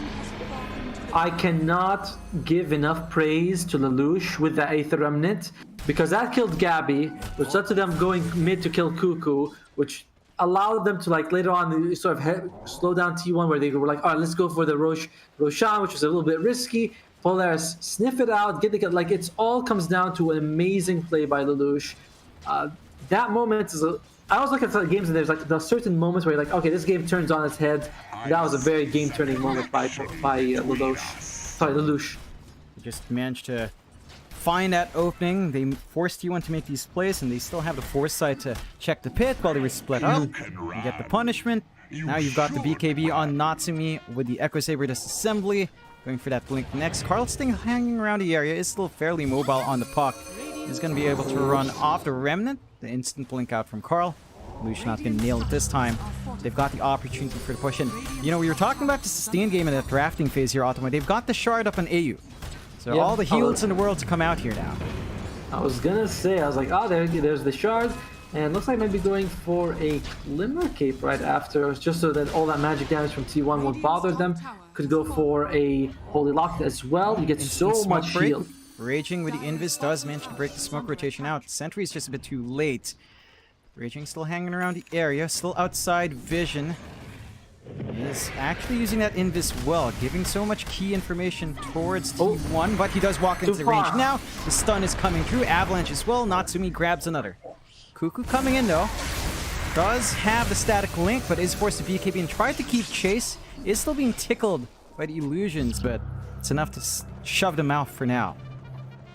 I absolutely love this game. Blink, Xavius, stun out from Xavius, toss back as well. Whitemon, that pause 5 Viper. You talked about it scaling here, Otmo. It certainly feels like it's kind of run its course. Yep, he's 0-7. He has officially, you know, he's turned into Viper. You know, he was doing well and he Vipered it up, basically. The support Viper. And at this point, I don't know, maybe it's Morbin time. You know, Gabby's got to do something. He's got the Morbin mask. He's morphling. It's time for him to Morbin and do some stuff because it's a very tough situation. He's not far from the BKB, but he's up against a Natsumi with an Aegis. He's ahead in terms of net worth. Morphling, he could sort of run around and maybe make a little bit of space, but you can't TP as long as Aegis are around. It just drops a Golem on him. He doesn't mind. Yeah, they've been really disciplined on Polaris to hold onto that Golem for key moments. T1 though, going for a smoke play now of their own. Looking for an angle in, maybe just retake control of their triangle. No forward wards placed by Polaris, just a whole bunch of sentries. Block some camps. Still looking for the flank onto that top jungle. They might be able to find Xavius, but that is just a sport tiny here. Does have his 4-staff in the courier, turns it back at the right moment. So, a little bit of a movement does not pan out at all for T1, so they're forced to show mid. That mid tier 1 for Polaris still stands. They've not been able to make inways in this game in terms of objectives, and now Polaris is well smoking up. Could find a good flank into the rear all across the map though. So a little bit of a walk for them. But they have a general idea as to where T1's at, because they weren't in the triangle, they weren't in that bot jungle. She might catch out some stragglers. Lelouch And just ags up. interesting item, by the way, on the Chaos Knight. He's got the Mage Slayer, so a lot of the magic damage reduced by T1. They already have BKBs on Polaris, so this puck, it's gonna have problems dealing the damage. Like he's gone for Kai, he's doubling down on more magic damage, but I don't know if it's gonna be enough. Polaris, are they gonna find him? Can they get the backstab going? No. Catch out Xavius, that gives him the info. Instantly blowing up Xavius. But Natsumi's still in the area. Aegis only a minute left. A bit of a dicey timing for Polaris as they won't engage further. T1 as well, just go for that tier 1 down mid. They finally get some much needed control on the map at least, cutting off a little bit more of that access in the jungle. Do you feel like Polaris has done enough of this, Aegis? Like only half a minute left here. I think so. I mean, they were able to get the outpost bottom. They only lost Xavius a couple of times. Like, it's not the biggest deal, you know? Getting twacked away. He's still slippery on the Morbling. Blink in 2 seconds. Natsumi's, you gonna go for it? Holds off. So, still not quite can jump out. And then, again, Lelouch with the Ags. We haven't quite seen him use it in the middle of these fights yet. Invis grabbed up. Silence was there to cut off any counterplay from Lelouch. So, just slipping away. 2k lead still stands for Polaris. At what point would you say the morphling does becomes to start that morbling, you know, where it's just Morbling. really hard to deal with? I don't think there's any real point. Like I said, I don't think this hero is in a good spot right now. I don't think that he'll ever outscale the Chaos Knight in any significant way. So there's no point where you look at Gab and you're like, yep, he can definitely 1 versus 5 this game. You know, it's going to have to come down to him and the support staff. You know, maybe you can do something with Carl with the Dream Coil, like level 25, where you pierce immunity. That's something like that. It's not going to come from Gabby himself, or like only Gabby, basically. Cuckoo is getting close to that refresher orb. It's not, I say close. He's still about like 1,500 gold away from it, but that could help. Bottom lane, though, they're not waiting on Polaris.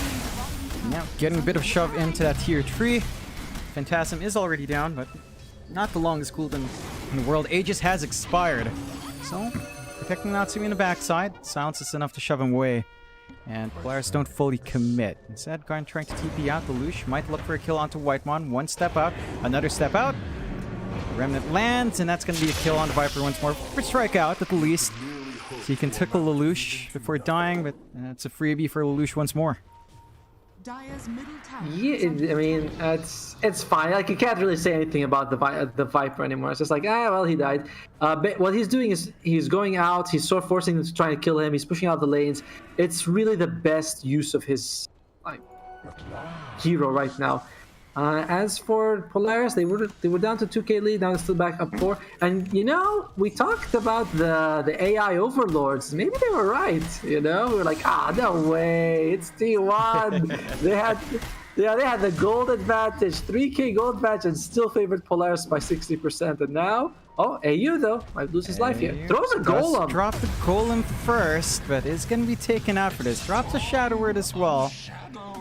Maybe just looking to chip away. His team is nearby, but the scan is out from T1, so they're going to be able to back off.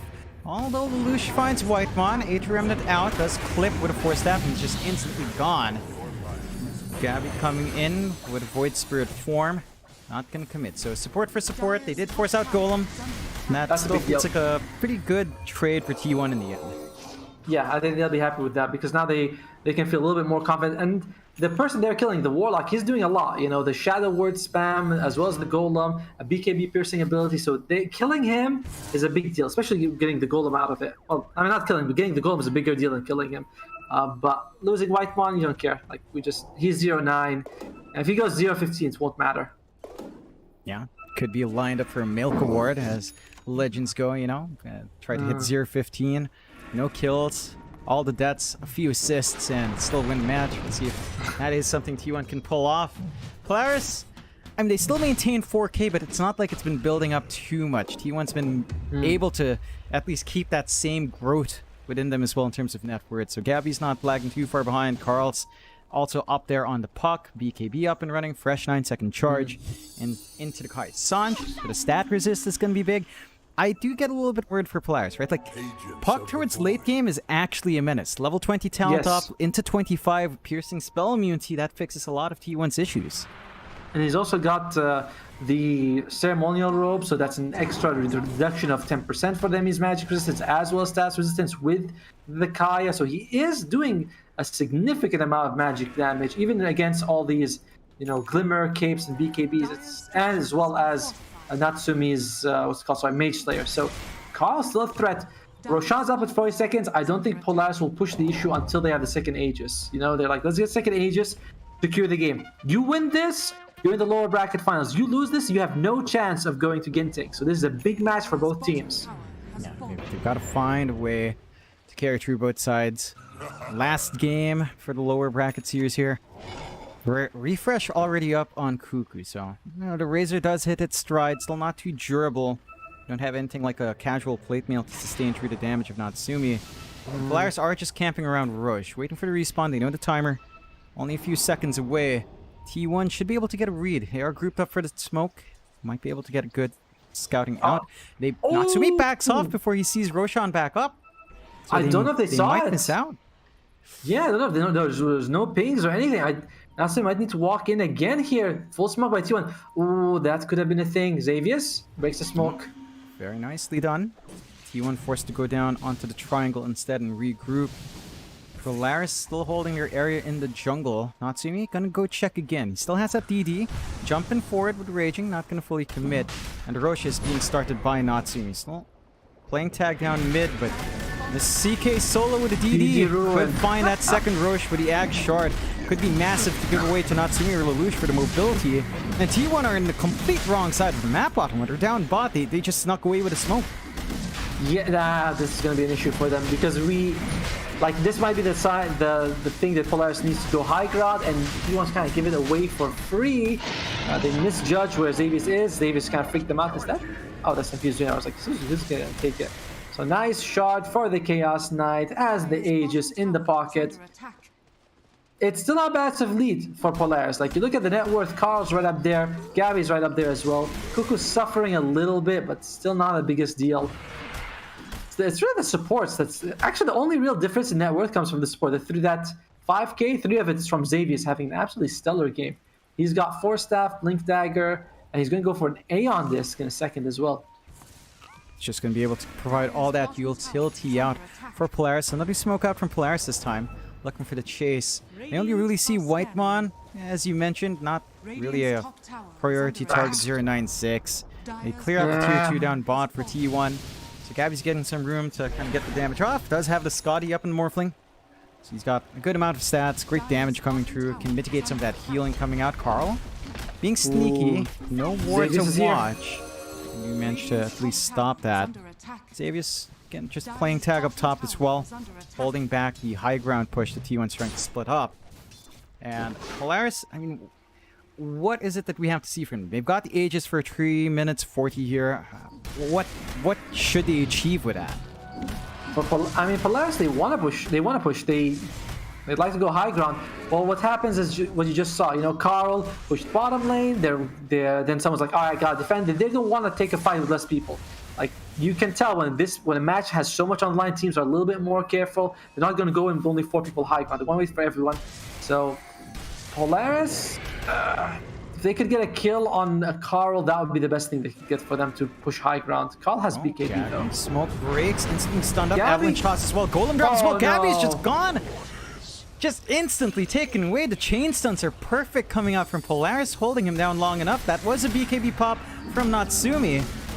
But the tips are out. No buyback on Gabby. This could be their opening for high ground. Xavius hunting for more, but T1 has managed to retreat fully. Raging is still straggling here.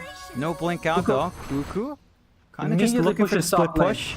They are still hunting, diving into the high ground here. Catching out Carl. Remnant tanked out by Whitemon. Luna's job is to support. BKB popped open by Carl. Tossed back by Xavius. Onto Raging is going to be a sitting duck. Taken away as they drag Cuckoo back in. Avalanche does not do much with the BKB, but so does the static link. Just doesn't achieve much with the 4 staffs up. Half duration exorcism though. Not too much time left in the XO. No creep wave as well. It is coming in now. But the Aegis still stands for 2 minutes. They forced the Fortify out early as well. But they fortify back to hold on to this creeps. Buyback from Raging. They want to find that opening. Upheaval being channeled by AU in the back line. Dream Coil already. They have the Dispose combo onto Lelouch. They force that him away. Does have the ults to save. Cuckoo with a BKB once more on the refresh. But they still lose Raging. They take out the Aegis on Natsumi. But here comes Lelouch on the re-engage, taking out Cuckoo. No buyback on him as Natsumi jumps forward. Once Carl will find him. A triple kill on Godlike for Natsumi. Onto the racks they go. And it's Gabby against the world. No buybacks left for T1. They could try to rush for the tier 4s. They've got the damage and they will do so. Polaris sensing that opening. And Gabby, I mean, he's got all the farm in the world. Sure, not as much as Natsumi, but he hasn't been a factor. He's been caught off guard way too much.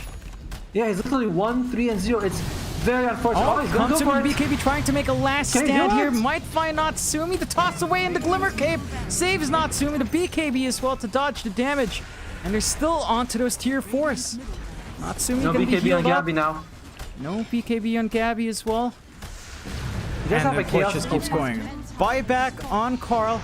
No Dream Coil yet. Avalanche does not connect. Yules is there to save BKB out in Carl. But there goes Gabby back in without the BKB. Doesn't really find anyone. Does dive. He's gone. The GGT1 out of the running for Genting and Polaris. This lineup that struggled in Div 1, that didn't find a series win, beats out a team that was in the major in Stockholm. Dude, my God. I mean, look, I thought it was going to be a good defense from them because they were able to sort of hold them back. But then Raging Potato, he buys back, falls right when they kind of need him. It all comes down to like a couple of moments in the game, and one of them, like that moment with Gabby when he went to, there was no vision there, there were no wards there. But so he gets caught, loses his life, no buyback in that situation. Polaris, they smell blood, they had the Aegis, they wanted to push anyway, they get the kill on the enemy carry, they're like, let's just go. Let's just go. They take full advantage of that. And that was basically it. Polaris, that was all the opening that they needed to win the game. And that was phenomenal out from Polaris. This is a team, again, that got beat down in Div 1, that had multiple roster shakeups, that came in with another revitalized roster, bringing Coach AU in as a player, now taking all these steps to change it up. And it looks like that Polaris we saw in Tour 2, which was a major contender, is back in some form. A bit too late to kind of have that shot at Arlington, but definitely in time to try and make it onto Ginting. And we already know who Polaris is facing off against tomorrow. They will be up against Talon. How do you feel about that matchup potentially coming out here for the lower bracket finals? I think Polaris could surprise us. I mean, I went into this match saying, you know what? Sorry, T1 looks better. Like I was just going to say, T1's better. And no, Polaris outplayed them. And honestly, Lelouch, God, man, that it all comes, like we said, it all comes down to that moment where he kills Gabby, then they go and kill Cuckoo, and then they take the mid lane. That was insane. They were able to get the Roshan right after. It's so crazy because other than that, T1 played like they were keeping up, but that was a huge move by Lelouch. So I think they can take it. I'd be impressed. I look forward to the match tomorrow. Yeah, I mean, we saw some big plays coming out from Polaris. For T1, again, just to tie up the series, what went wrong? Because it looked like they had such a great game 1. Maybe game 2, you can blame it on flexing the lanes a bit. In game 3, I mean, they go for the Gabby special in the Morphling. He has a lot of farm, but he just doesn't have that impact. I mean, what happened? He got caught out a couple of times, you know, like even the lane, I think at one point when they were, when it was full Agi, it was like pretty early in the game. He went in, they tried to kill, wait, let me check the hero. I think they tried to kill Force on the Death Prophet. He loses his life. So, and after that, he plays very passive. Remember, he ended the game at 1-4. Like 1-4 he was not involved in any kills. He was very passive the whole game, and he just kind of died a few times. They weren't even worried. You look at Natsumi though; he's ready. He's got Blink Dagger just because he wants to fight. So, Whitemon also not like when you play Viper, you either go 3-0 or you go 0-6, and he went 0-6. So that's also a tough one. Yeah, I mean, that early death behind the tier 1 in front of the tier 2 was awkward, and the instant death back, he had to walk back to lane. A lot of factors not quite lining up for T1, but what an explosive game from Polaris to drag it out. I mean, again, such a comeback story for them. They had a great time before Tour 3, like they were champs of the BTS Pro Series. Tour 3 kind of floundered, coming back in form for this qualifier, and we'll see if they have what it takes to beat True Talent and face off against Bloom in the Grand Finals. That is tomorrow. That is all for tonight in the Southeast Asian closed qualifiers. It's John Xfire here along with Automo, and we'll catch you guys next time. Hopefully, there are more games coming up. There are other regional qualifiers as well, so make sure you are following the channel for more, and we'll catch you guys next time. Good night, everyone. See you around.